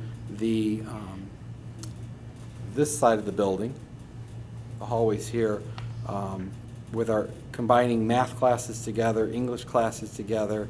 Obviously, our science classrooms are now together, combining social studies classrooms together, world language classrooms together, and utilizing the east side of the building as the CTE parts, our marketing, criminal justice. We want to bring robotics back rather than it be in someone's house. We talked about some of the, bring it back to the schools so they have a spot here. Some of the things that we're looking at exploring our options is a future EMT course, possibly a future culinary arts course by moving the special education courses or course, which is, and I'm drawing a blank on the teacher. Thank you, Mr. Boinks, to the home ec room, which is right off the hallway, and possibly a future television production course, maybe partnering with the city of Richmond and the TV station here to create offering video production course. Fits perfect in what they've already started at the middle school and the tech classes at the elementary school. We currently have the E2020 lab, which is in the counseling office. One of the things that I'd like to look at is the exploration of, with the current staffing in that, could we explore an option for parents for an in-school suspension? Oftentimes students who are suspended, they may not have the parent sitting there making sure they're doing the work. They may be doing something else, such as video games or watching TV. I don't want to make an assumption, but that may be the situation. Well, if we can control the education environment and hopefully put them in a more structured environment where they have a penalty for what they did. They broke a consequence, but yet we keep them in here for the educational aspect, and we can, I'm concerned that the more times we kick kids out, the farther back we go on our student achievement. So that room, why it was chosen, can be with the key access card, students that qualify, we can literally issue them. It could be at a different time. It is a self-contained classroom. There's a restroom that's right in that classroom already.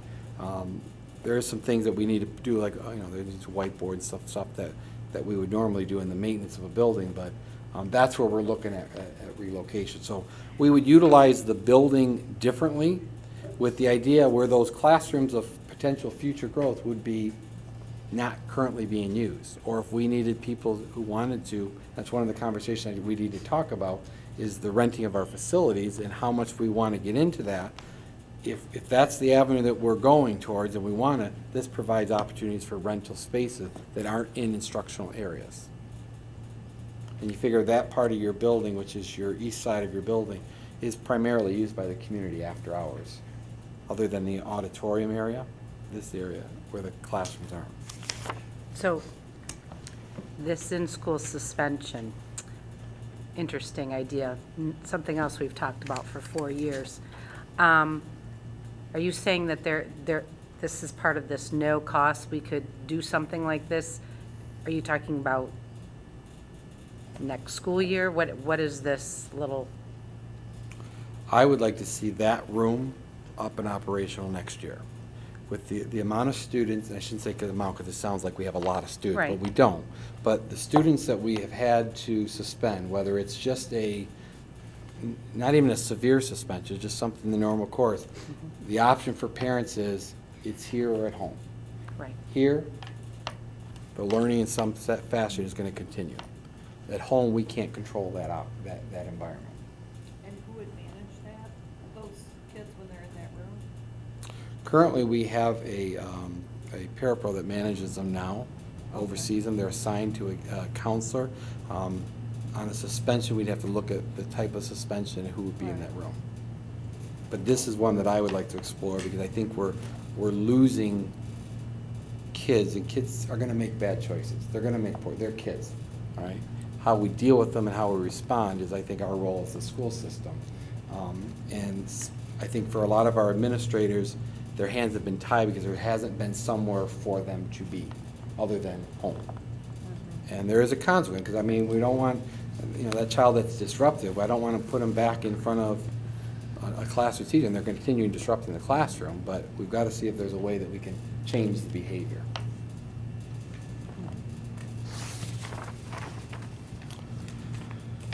Okay, so with that, I want to start talking about some of the assumptions that we know about. Give me a second, and this is where I'm going to ask Vicki to help me out. I'm going to increase this.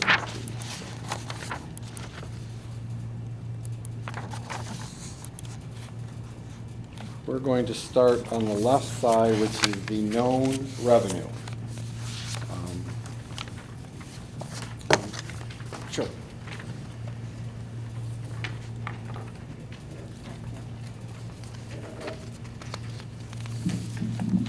Okay, we're gonna use the amended revenue budget figure that we amended in February as our starting point.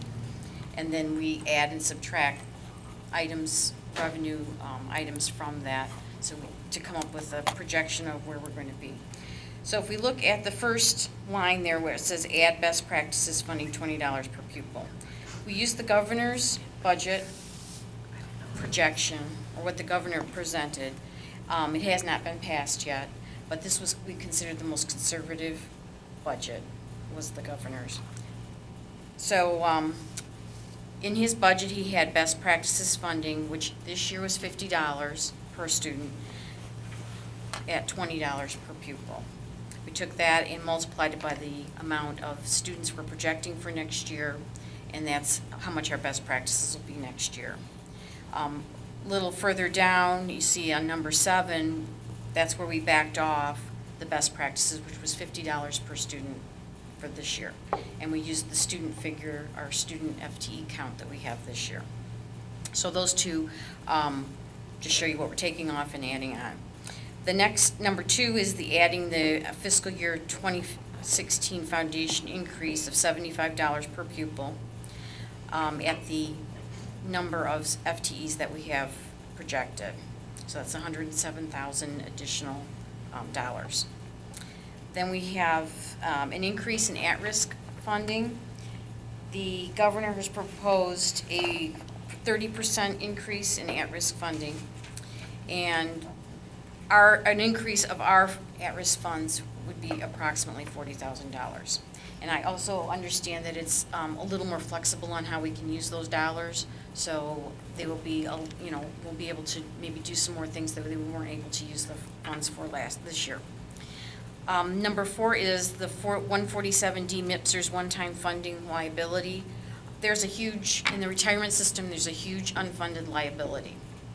What happens is the state has taken some of their budget dollars and has applied those to reduce that unfunded liability, eventually trying to shore up the retirement system.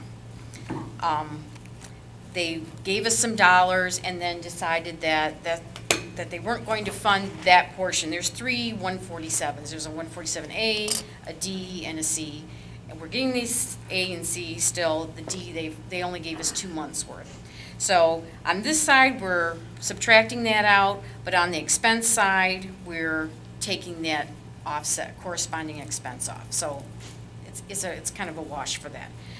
Just so you know where that money, it was some money that the state was giving us, but we were turning around and paying the retirement system. Number 5 is the reduction in the September 15 projected account just for our students here of 80.3 students. And number 6 is the St. Augustine's reduction in students, the 13.05.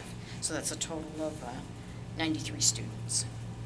And those are the dollar figures associated with those, that reduction in FTEs.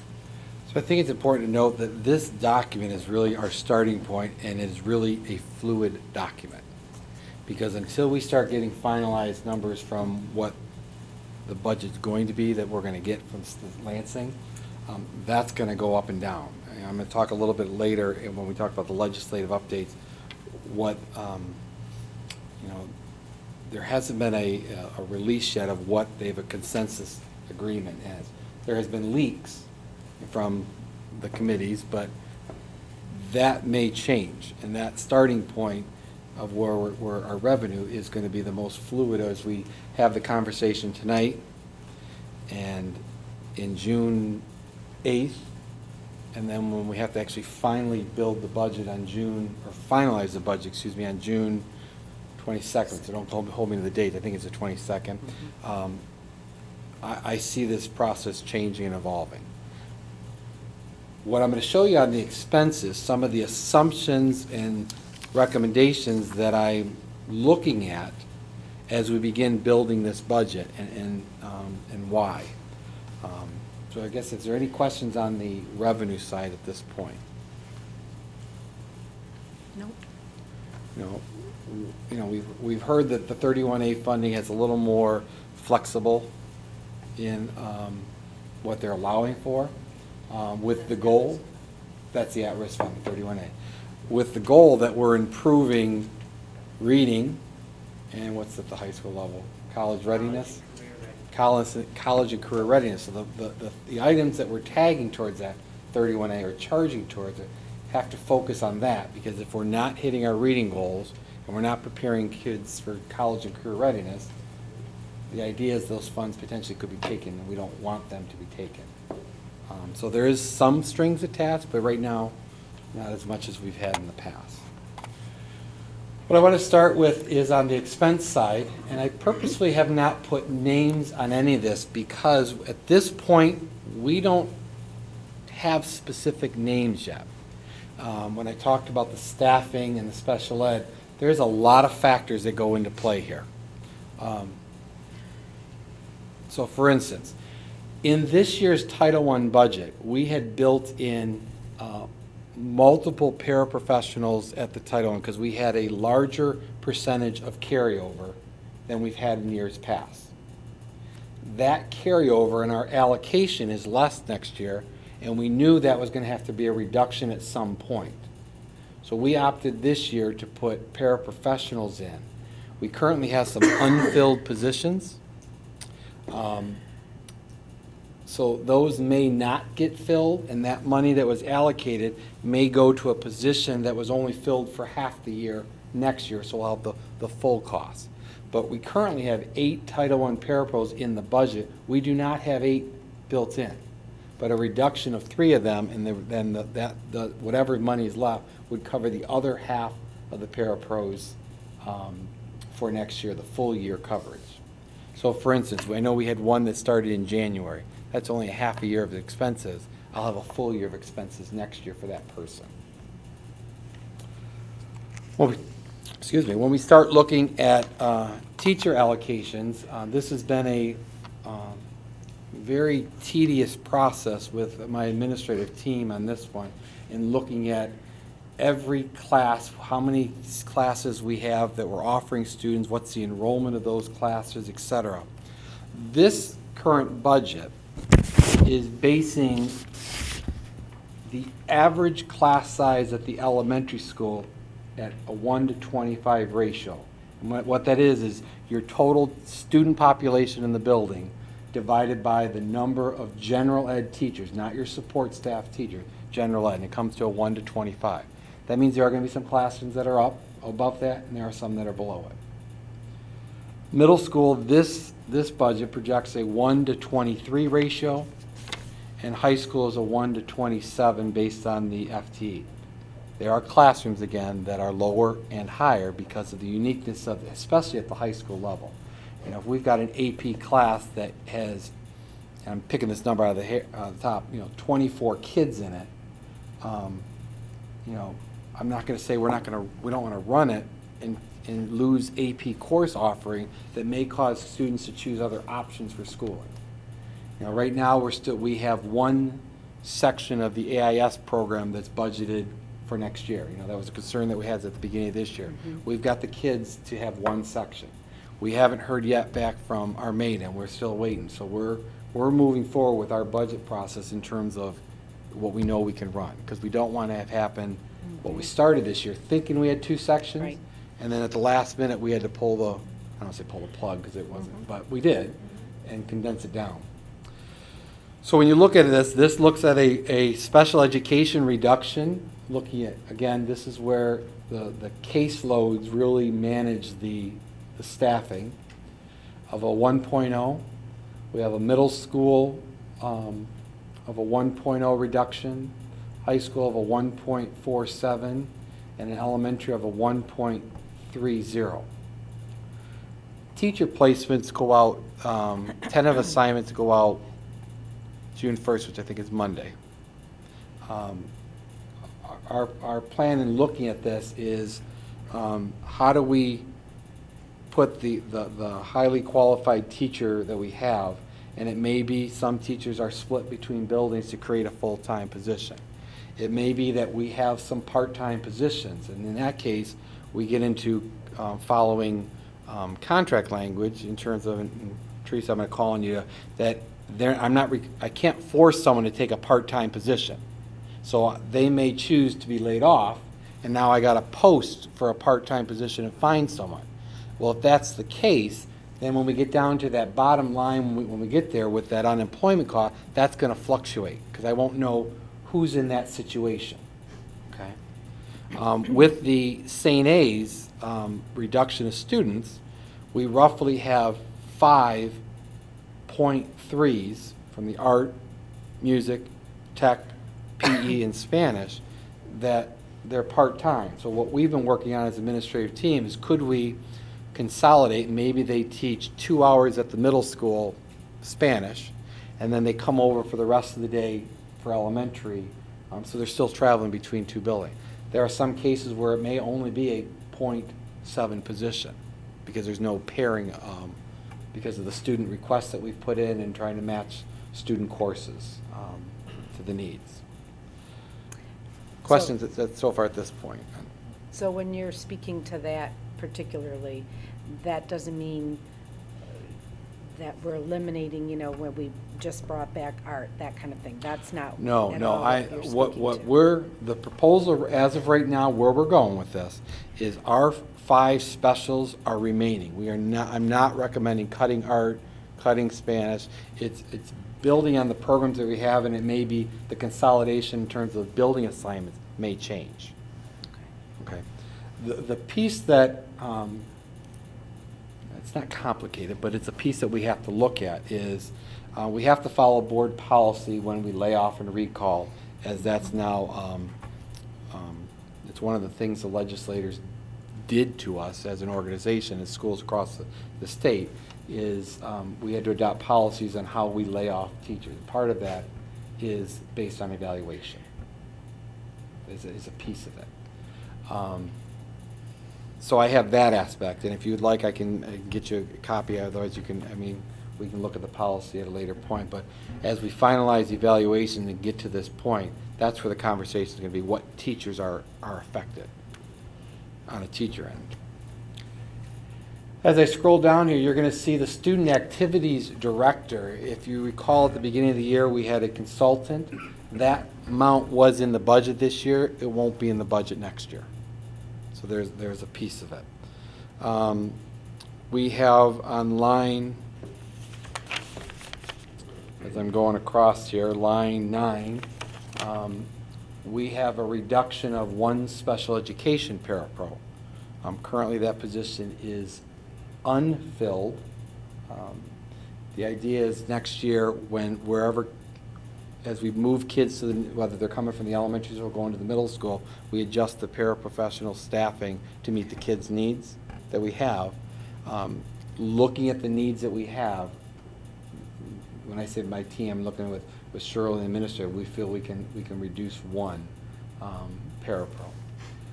Line 10 talks about an incentive. There was an incentive payment for early buyout or retirement that was several years. That payment is dwindling, or not dwindling, it's being reduced and going down. So that expense won't be in the budget next year. But it's not gone completely. It's not gone completely. There is a portion that's still in there. I can't remember if it's there next year and the following or just next year. But there still is a portion in there that needs to be budgeted for. The maintenance, reducing an FTE in our maintenance department with our custodial contract, there's a lot of options with an on-site supervisor where I think we could have some savings. So that's one of my recommendations at this point, would be to reduce the maintenance. Keep in mind, that number that's up there, that's not what the person make, that's everything costs. Retirement, if they had health care, FICA, it's the total package, if you will, for that cost. Line 12 talks about a reduction from an elementary principal, and you'll see that in line 16, that position brought back. With the recent action that we took as a board, that person's, for the half the year total cost, would not, we take that out of the budget, and then we would budget based on the matrix that's in the RAA contract for an elementary principal, and we assumed on that one that there is, the person's taking full benefit. We assume very conservatively that it's the total cost for that person. Line 13 talks about the administrator's retirement rate that Vicki talked about on the revenue side, going down on both sides. One of the things that we need to seriously look at is the technician support with the number of IT devices, as well as just the number of classroom technology devices, and getting our staff and our students to a level where they become seamless in the classroom. I know there are many teachers who are doing some phenomenal things with that technology. There are some that just need a little more guidance or that collaboration, so providing that support system. And then just issuing whatever the device ends up being, there's roughly 1,500 devices that we've got to manage and create. Line 16 talks about the elementary principal again, I pulled the matrix out of the current RAA contract, whatever that step was. Actually, I think I did step 2 on that matrix, and then added on to that all the benefits, like I said, healthcare, FICA, retirement that goes along with that position. And line 17 is really fluid because we put a placeholder to start with that unemployment, because based on if a teacher's opting to take a part-time position, if that's what's being offered to them, or taking the unemployment, that cost will fluctuate. Now, what's not on here is all the rumors and speculations that are out there. You know, we have people who say they are retiring. We've got people who say their spouse got a job at another. There's so many rumors out there. I'm just going by what we have. As those retirements come in, or those people who turn termination or letters in that maybe they're moving out of state or whatever, those will become real numbers on there. But I don't want to speculate on anything until we start getting numbers. And when staffing allocations go out, I don't know. It's depending on where people are at personally in their own lives. May make some decisions. I don't know. I don't want to, like I said, speculate. So when you look at this, we are not yet at a balanced budget. I mean, we're not near it yet, and this is where the next phase is going to get much more in depth into the specific line items. And I know I got a couple board members who sent me stuff on like, you know, Schedule B's, or that's the next phase that I want to talk about and figure out where we want to go and explore as a group. Currently, our revenue is expected to be down $671,000 based on the left-hand side. And where we are on these reductions and additions, we're at 550. Okay, so we're still, that alone is 120,000 off. Keep in mind though, we started in the hole this year. So our total revenue versus expenditures is still at about a $370,000 difference, just to be at a balance. Questions at this point?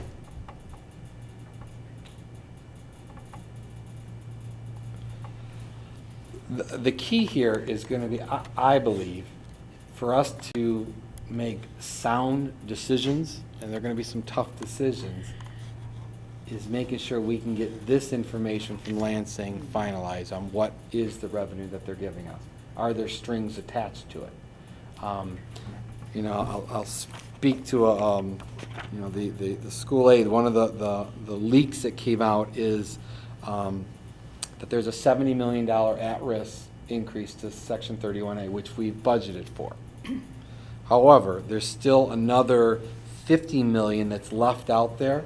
That the rumor is it's looking at filling the deficit distressed districts fund, which is what they're trying to do with the Detroit public school system. In essence, create two school systems, one that manages the debt, and one that starts from scratch, if you will.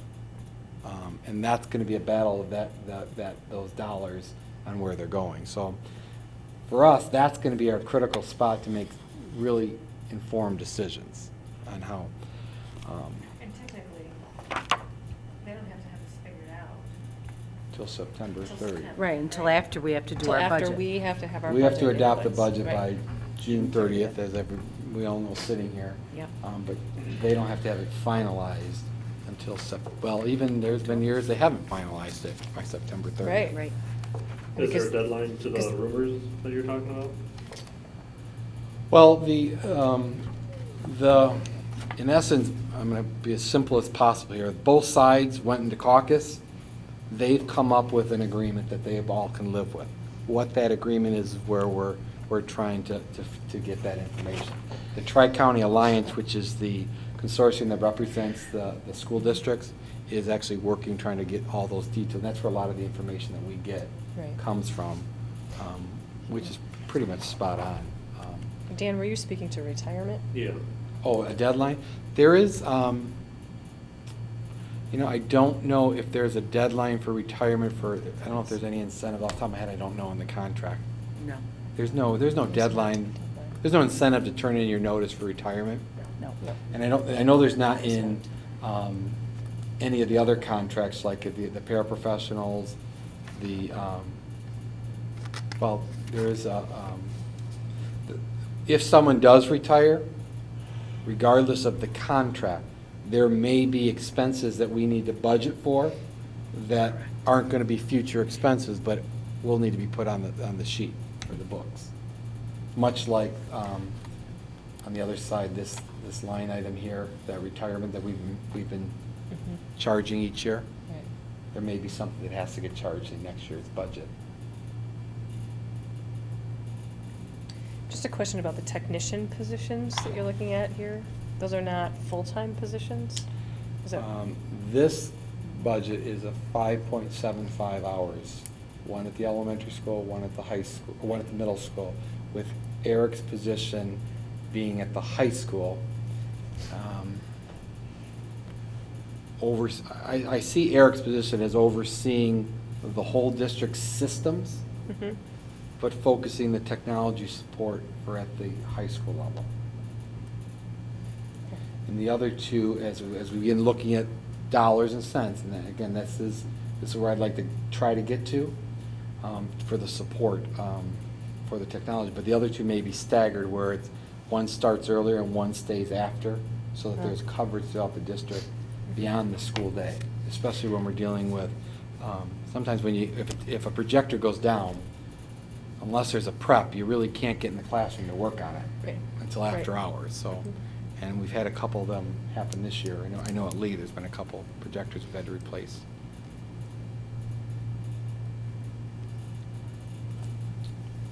Okay, move to the next part. So some of the, I guess what I'm looking for, the meat of the conversation is going to be the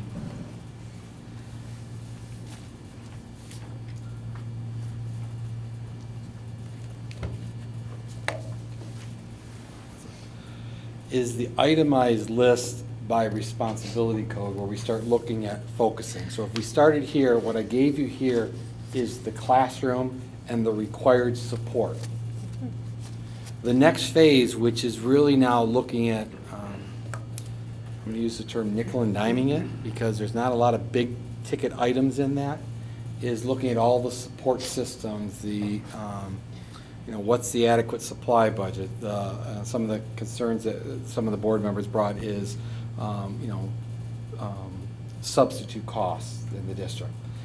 This year, I can say we've had a couple unique situations. Our substitute costs for teachers, and I only speak to them because that's the largest part of the budget, has increased for a variety of reasons. We've had teachers that have been, for whatever reason, they were on leave.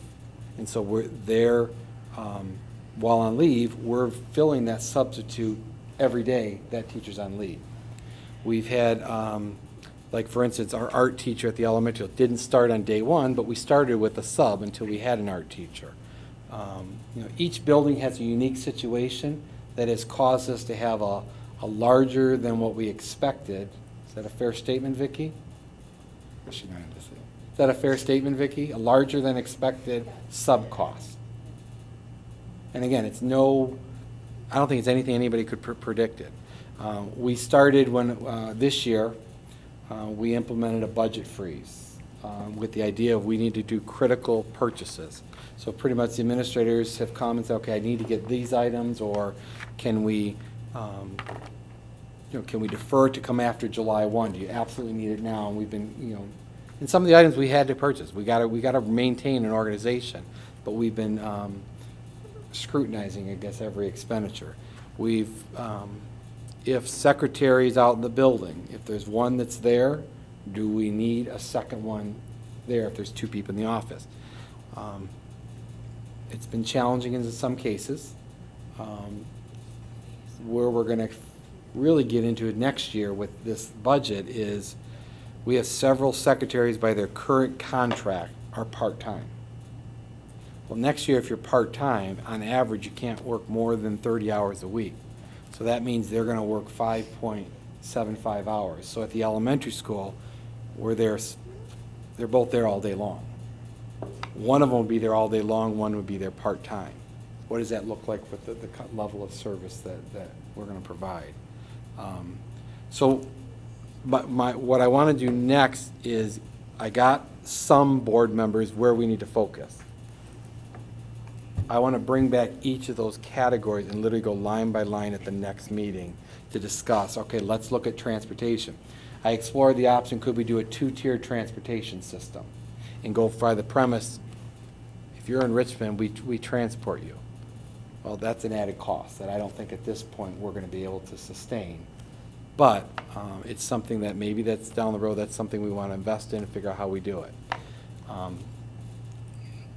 We've got a, So then, can- you're asking for, obviously not everyone has given you stuff, so are you Well- asking for more, or? Well, what I have what do here you- is, for instance, transportation. You know, how do can we expand transportation and look for like schools of choice? We absolutely can. We can do that and market that. Our marketing window is really June 1st to August. And when you think about that, that window is, if a parent doesn't feel like that school system where they're currently at is meeting their child's needs, they're going to start shopping around.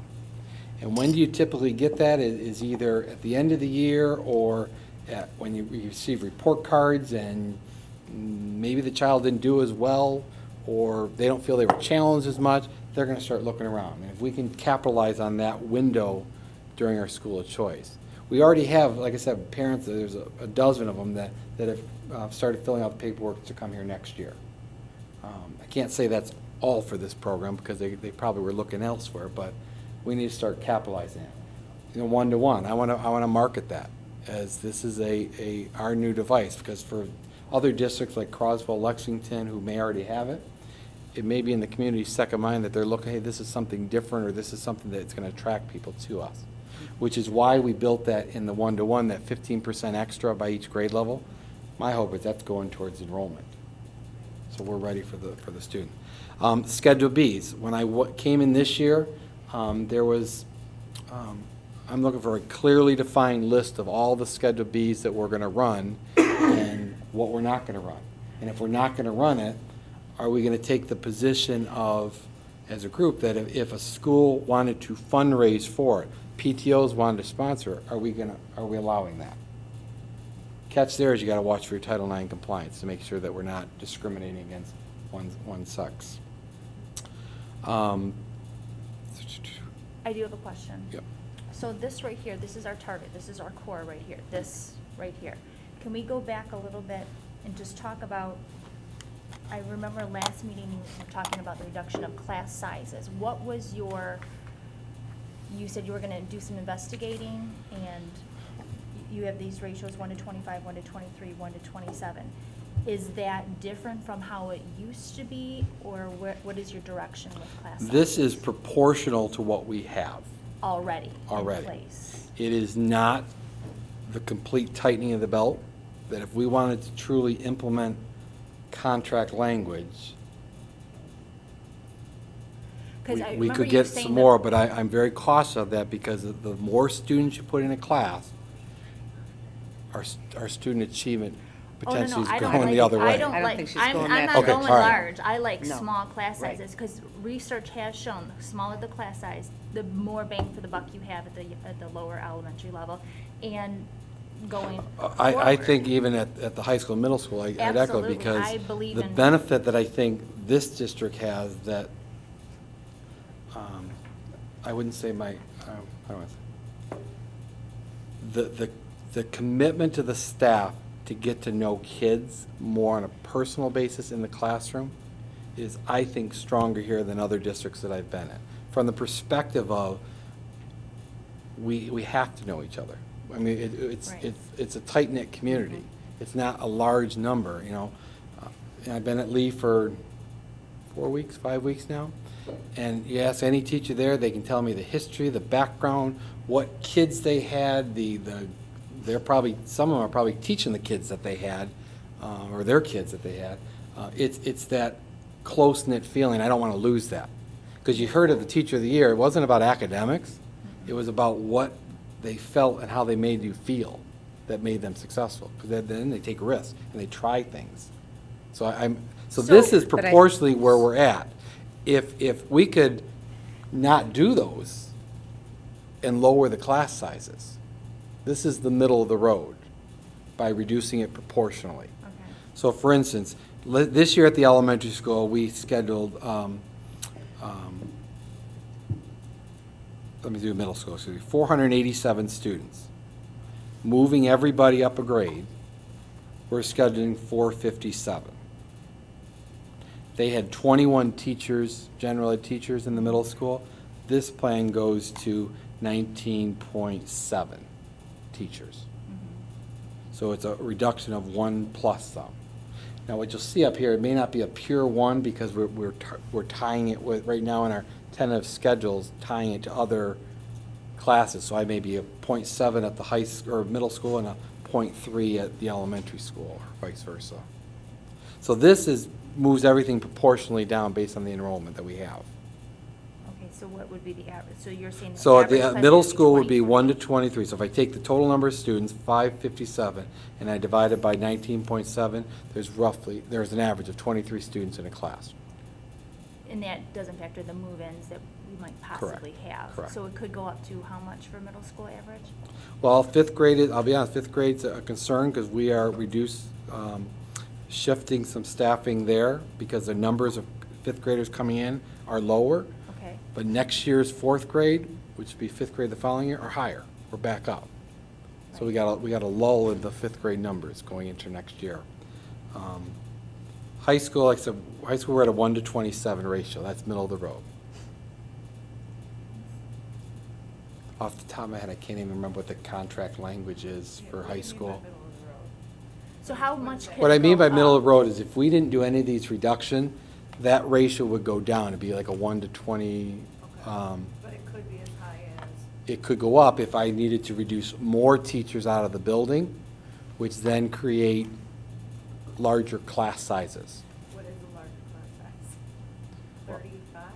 Well, 30? elementary could I go up mean, to that's- 35, correct? Yeah. 30, 29 for kindergarten, fifth grade, 35. That's large to me. That's way too big. And even higher in high school, if I'm not mistaken. There are some, And that's there are some, in the schedule, there are some classrooms that are high in the high school. And they're kind of, if you will, the singletons that fall within the day, but then there are classrooms that are low. And those low classrooms really hit when we're trying to maintain courses for kids, to keep drawing them here. For instance, like AP courses. And one of the conversations I had with Ms. Vachon is, are there kids out there that maybe were on the bubble with AP that we think they could do it and put them in there to bring that class up and lower another class down? But I don't want to set up a child for failure either. I don't want to set up for something that's way over their head and they're not ready for. But that was some of the conversation we've had is, are there bubble kids, if you will? So if I'm, and you know, I promised I'd bring, and I realized I did not bring those 3 Ps. If I take this staffing out and just do a comparison, I can email it to the group or put it in the newsletter this week or bring it next time. What would be our current staffing levels, the ratio by building? This level's the middle of the road. We could go tighter. We could cut out some more, maybe a 0.2 here, a 0.4 here, and it would raise that ratio up. It would give us a more teacher savings, but at what point does it become not it's cost effective, but we defeat our purpose of what we're trying to do. Brian, what though, if, in the era of school choice, if Richmond wanted to make the commitment, and I think I talked about this last meeting, wanted to say, K2, we will only have 21 or 20 or 19 in a classroom, K2. If we wanted to make that educational statement, financially, what would that cost? If you us? said 20 in first grade, we need to add an FTE for first grade. We'd have to have 5 first grades. Okay. If you wanted to say 20 in second grade, we need to add a second FTE at least. So we'd have 2 FTEs we'd have to add. those 2 empty rooms I showed you on the map are now gone, and now the physical spaces were limited. If we went down that road, yes. Right. Is there are there those kinds of questions, like for instance with the 12 families that you've seen on those tours? Are they asking about class size? Are they wondering about that? Is that a part of their scope? I would say at least half of them asked in some fashion about class size. The one we did last week, the young lady, I don't remember them asking about class size. They liked the facility because it wasn't crowded. And that was There at the high space. school? That was at the a high school tour? student that we had. The kindergartner at Lee right now, the mom's comment was, people welcome me here. I didn't get that in my other school. It goes back to when I started here, I gave the board 2 books. Change is good, you go first, and how to improve customer service. And it's all about that first impression we have with families. I don't think, I would really say half asked about class size, but it wasn't their first on their priority. But I've only had one that I've had that had sports associated with it. It's all been about academics. I don't know. What would you say the usual number 1 was on their priority list? I would say meeting their child's needs. Their school that they were leaving or looking at leaving, they felt the school wasn't meeting their needs. And staff making connections with the kids. Several of the parents, as you know, the family from Port Huron that did the middle school tour, and then we went over to they just had the one at the middle school. They were just impressed that people took time out of their day to talk to them about what they felt their child needed, and then we said, well, here's how we can meet it. And we talked about the different programs that we have for the kids. That impressed them. We do, several of the students have taken us where they shadowed another student for the day. That's, they hear it right from the kid's mouth. That's worth the price of gold in itself for them. So the question we're gonna have is the next phase is the Schedule Bs. It's looking at preschool. We know we have a preschool retirement. Right now, our 4-year-old count is up, but our 3-year-old count is down. Okay, and we gotta get them in here early. We looking at facility use. You know, we talked about that at a couple of meetings. That is gonna take a toll on our buildings, and if we don't have money allocated to fix and repair, and if we wanna try to raise as much money, I can, by the way we position classroom, I have classrooms now to market, if that's what we wanna try to raise the revenue from facility use. But will we get it? It's an unknown. Have we had a discrepancy in that facility usage request? I mean, is it a higher? It's not a lot of money we have on the facility use budget. 5,000 in revenue? It hasn't been a lot. But some of that changes July 1st. Correct. Right. That's all the current. I just wondered if those requests were trickling in. There's a lot of requests that have been approved for facility use. A lot of them are not as many outside agencies. They're getting there. We got, I think, a dance studio that's put their request in, and Back to this facility sketch that you presented, we had spoke about at one time about possibly putting the preschool program over, didn't we, in the high school? there was, we did have a conversation about when the decision was made to put it at the elementary school, and could it relocate to the high school? With this structure, you could. The challenge is gonna be the infrastructure, lowering toilets, sinks, the licensing, if the preschool program were to grow, we could have the option of moving fourth grade into that closed area. We're not there yet, but if we can get that to grow, that would be an option.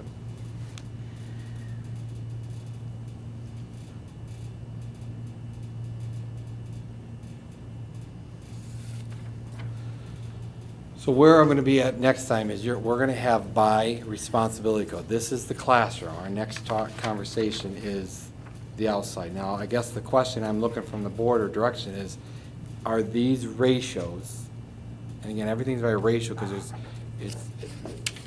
with the secondary scheduling, it's almost impossible to guarantee every classroom is going to be at a certain number because of kids coming and going throughout the day, whether it's going to the Pancal Center, the AIS program, or the, wherever they're going. There's some programs that want more. We have Correct. lots more. Correct. Yeah. They Yeah. want more than that. So, I mean, when you're thinking about class size in that sense. I'm more concerned like what you said with the lower, the K1, 2, because once you get them here, you need to hit them when they're young. The more that you service at that age, the less problems you have as they get older, and we hope, Right. with the RTI model, if you use it correctly. You just have more staff, more power, I don't know.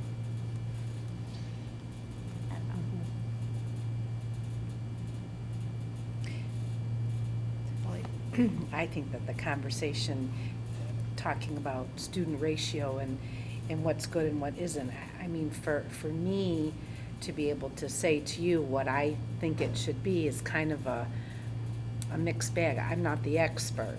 I know what I hear, I know what I know, but, and I know what it's like to walk into the elementary building and walk into a classroom with a lot of kids. So I agree with what Bridget's saying and Tracy. I want what's best at that level for the district and for our students, and what we can afford to do as well.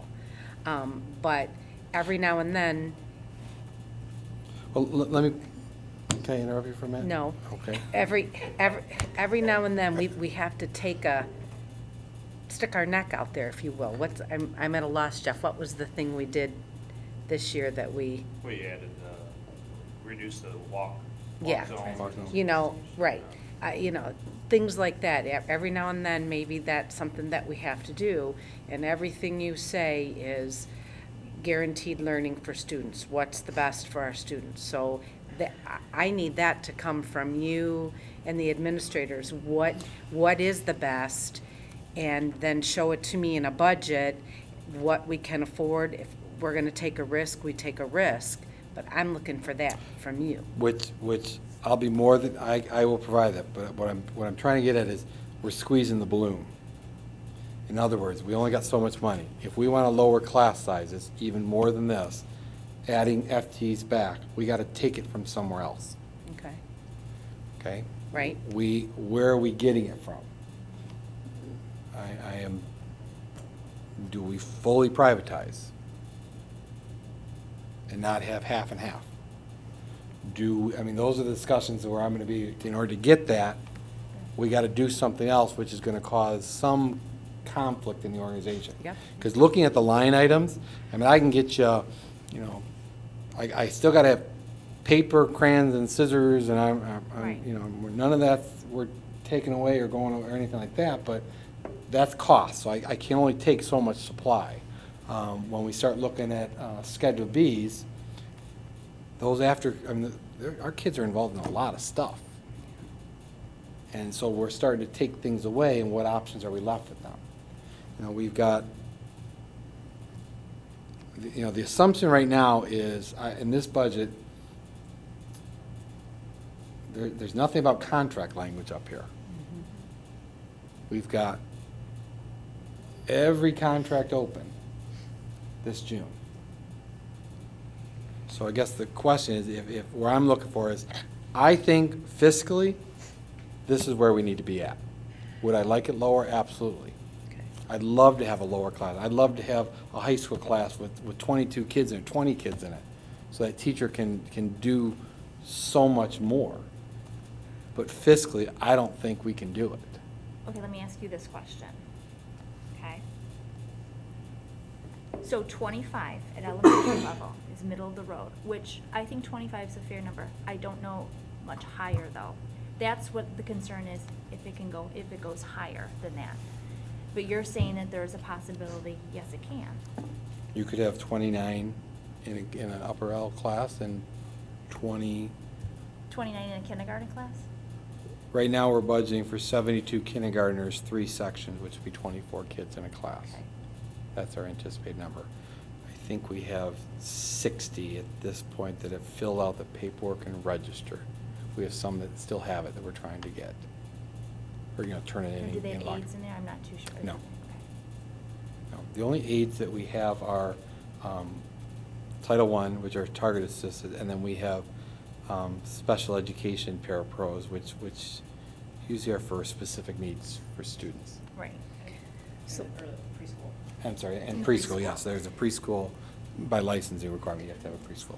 So then if you're saying right now, this is what you're looking at is fiscally responsible for us. This is for next year's budget. That doesn't mean that through the year and into next year, something can't change. Correct, because Right. the unknown is the enrollment for school of choice over the Right. summer, and on day one, who Right. actually shows up. Right. Because I could show in, I'll pick on Mrs. Ranger, I could show in her class, she's got 25 kids, and day one shows up, she's got 32. She's probably calling me and saying, we got a problem. Right. Rightfully so. Right. Or John gets, all of a sudden we got all these biology, or he's got 39 kids. That's a little unmanageable. So from my But- perspective, the glass is half full.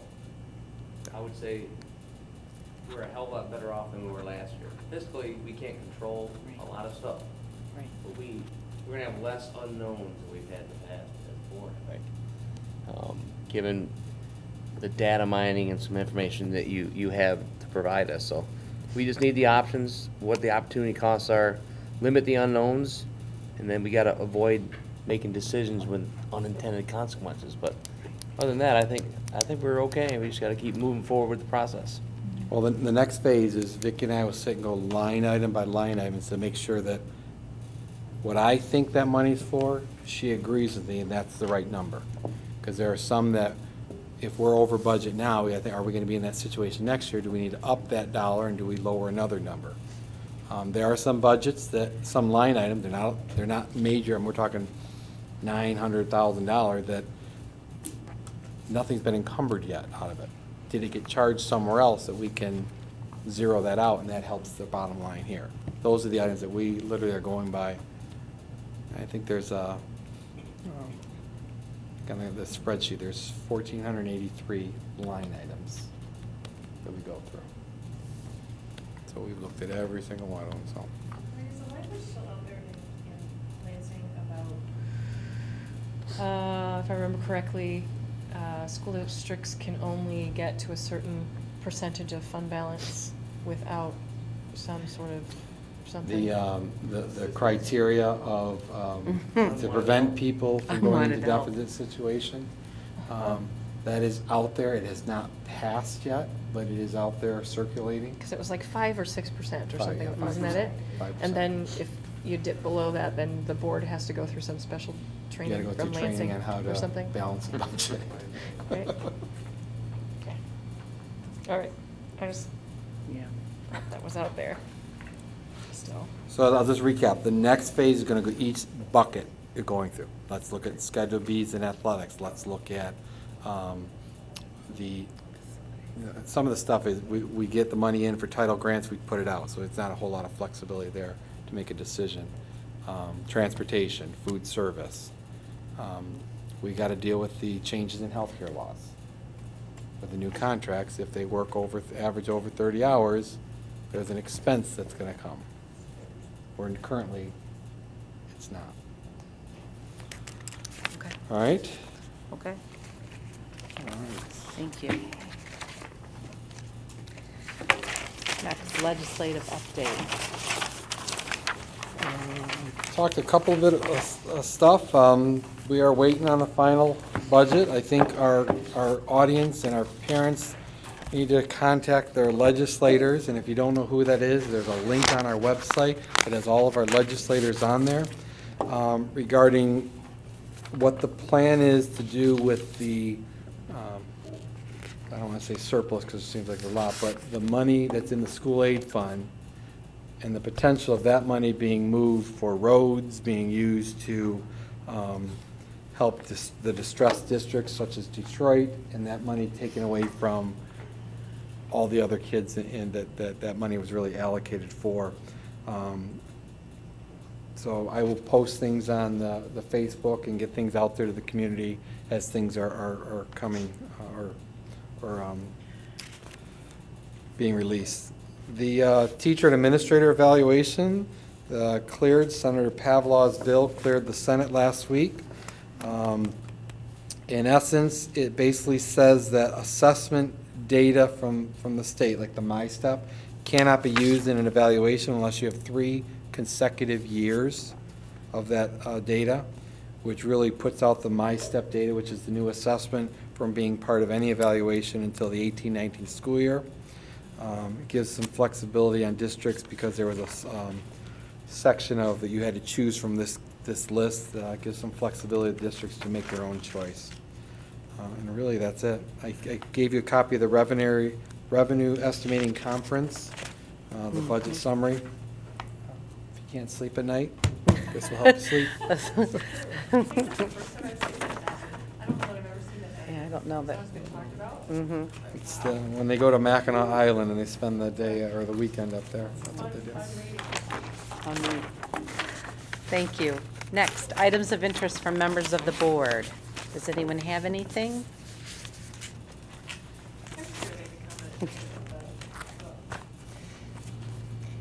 The Detroit Public School debt, and I guess I just want to talk about that just a little bit, just in the sense that, you know, the state of Michigan has been running that school district for a lot of years. 5. And so it really, and they have increased the debt of the Detroit Public Schools. So I consider it to be state of Michigan debt, not necessarily Detroit Public Schools debt. So I guess I just put that information out there just to say, well, at least if K-12 funding, if that school aid fund is used, it's being used and utilized for K-12 education versus them finding and putting it towards roads or find something else. I mean, I guess I just want to clarify a little bit about that, that deficit money. Just me, my opinion. Thank you. Anyone else? Yeah, I just want to throw out there that kudos to everyone that put together the freshman sports fundraiser. Springfest? It was a great event. I think most people had fun that went there, and some people walked away with some money. So. And I will be able to report definite numbers next board meeting. But preliminary estimate we raised $11,000 that day. Can I just clarify that about that event though? Was that a Richmond Schools event or was that an Athletic Boosters event? It was a Richmond Schools event. Mr. Benoit and I spearheaded this in terms of when we had the freshman budget. What happened is the idea was put out there, and then the parent group joined in to do the events, and it grew from there. But it's really, I was the one that filed for the raffle license, not knowing, I just wanted the raffle. If I knew I did that and sold them, I could cover freshman sports. and all Okay, the but other it stuff. wasn't our job to cover freshman sports. Correct. It was to get the, well, it was working with Mr. Boyd to figure out a plan to cover the No. freshman sports. No, it was never Richmond Community Schools' responsibility to cover freshman sports. It should have been an outside group, meaning the athletic boosters. When we cut at freshman sports, we removed ourselves from being responsible for it. So, it should not have been a Richmond Community Schools sponsored event. It's just good to know that there's money out there for us to be covered for this next year, I guess, is the positive spin about that particular event. So we have to think about it in a positive way. Well, it frees up some revenue that's currently going there, some of the vending machine revenue that could be used elsewhere rather Right. than filling the hole. Right. Anyone else? Okay, next is our public comments. Is there anyone out in the audience who would like to address the Board of Education?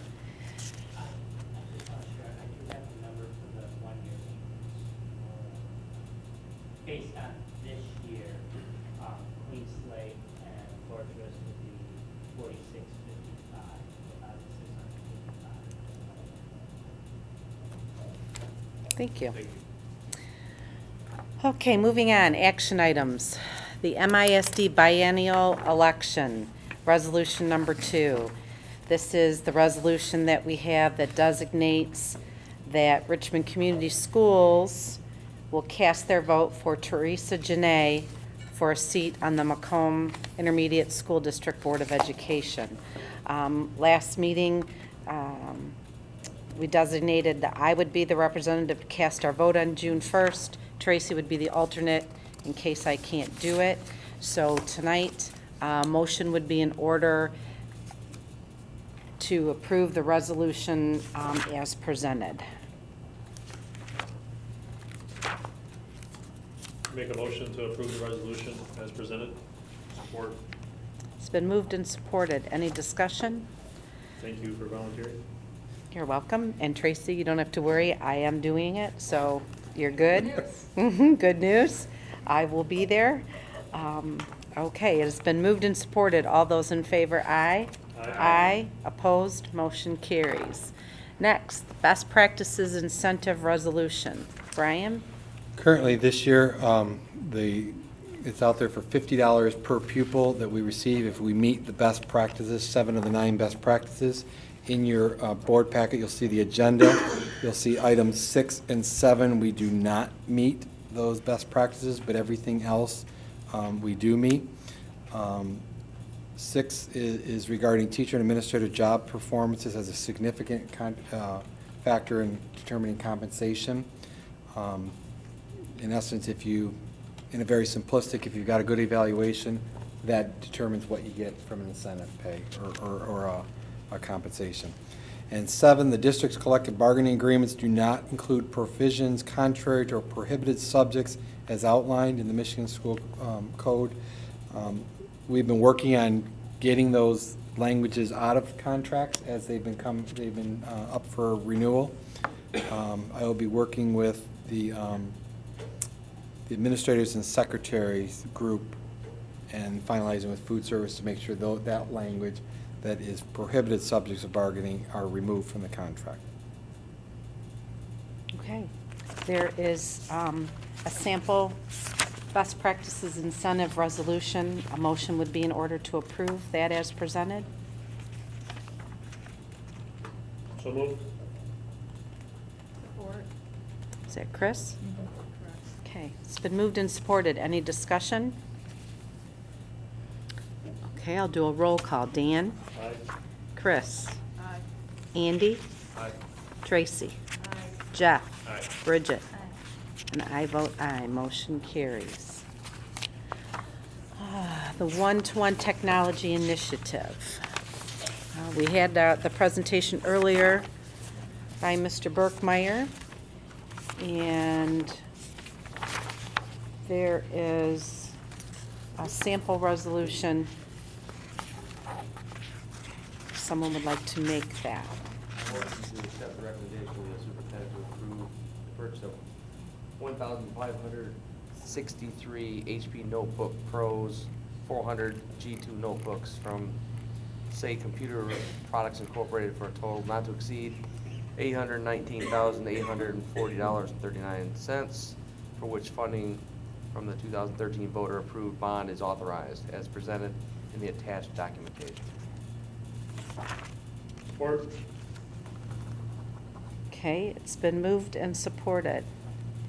Any discussion or any other questions for Mr. Berkmeyer? The resolution says HP ProBook 400 G2. Is that a 400 or is it 440s? It should be I 440. apologize. That was my error. Okay. Thank you for catching that. Thank you. So then Andy, are you good with Yep. that change, and Dan? Okay, thanks, Jeff. Anything else?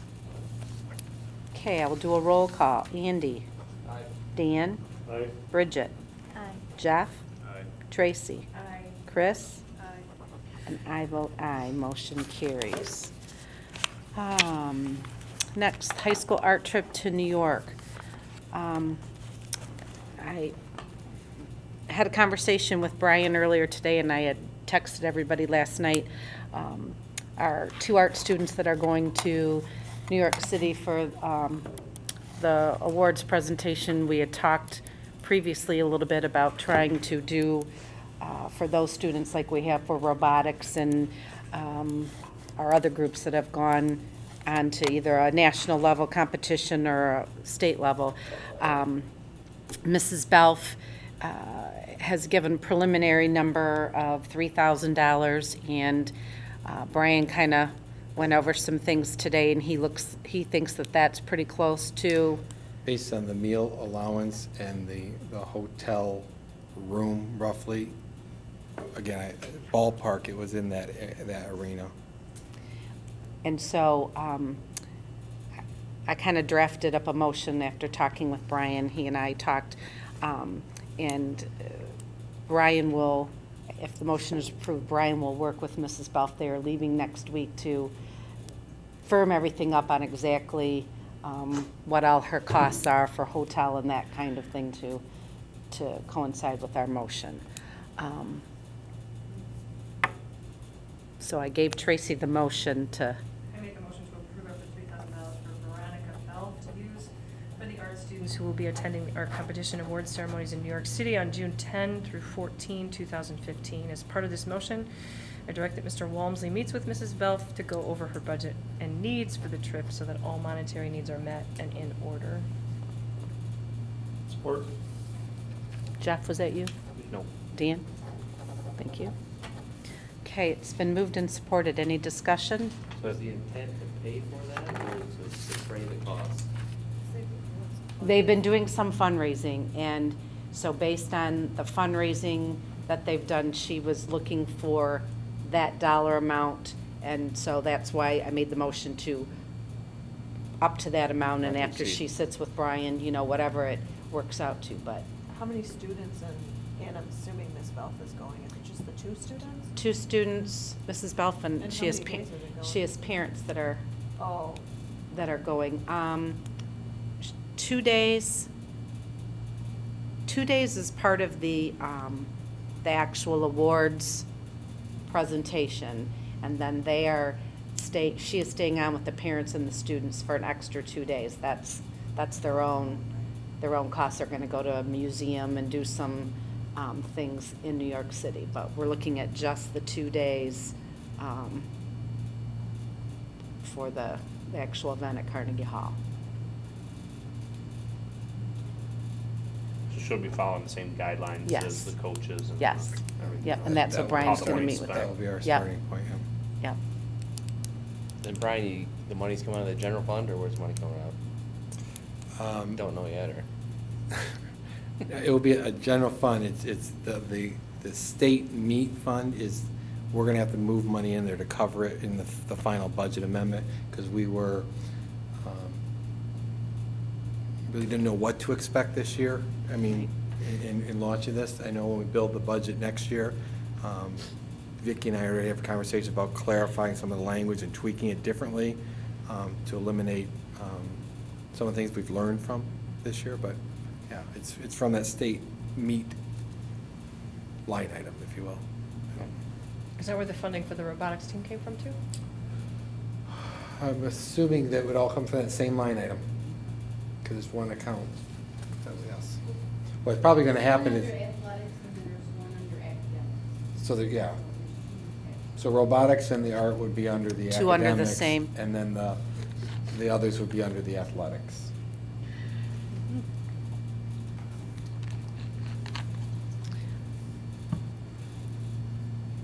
Anybody else? Okay, it has been, let's see, Jeff. All right, I will do a roll call. Tracy? Aye. Dan? Aye. Jeff? Aye. Bridget? Aye. Andy? Aye. Chris? Aye. And I vote aye. Motion carries. Okay, our last, we have this? Yes. Yes, okay. Next, motion to go into closed session for the purposes of a student disciplinary hearing. So moved. Support? It's been moved and supported. Any discussion? Hearing none. All those in favor, aye. Aye. Opposed, motion carries. Will we be going? The cop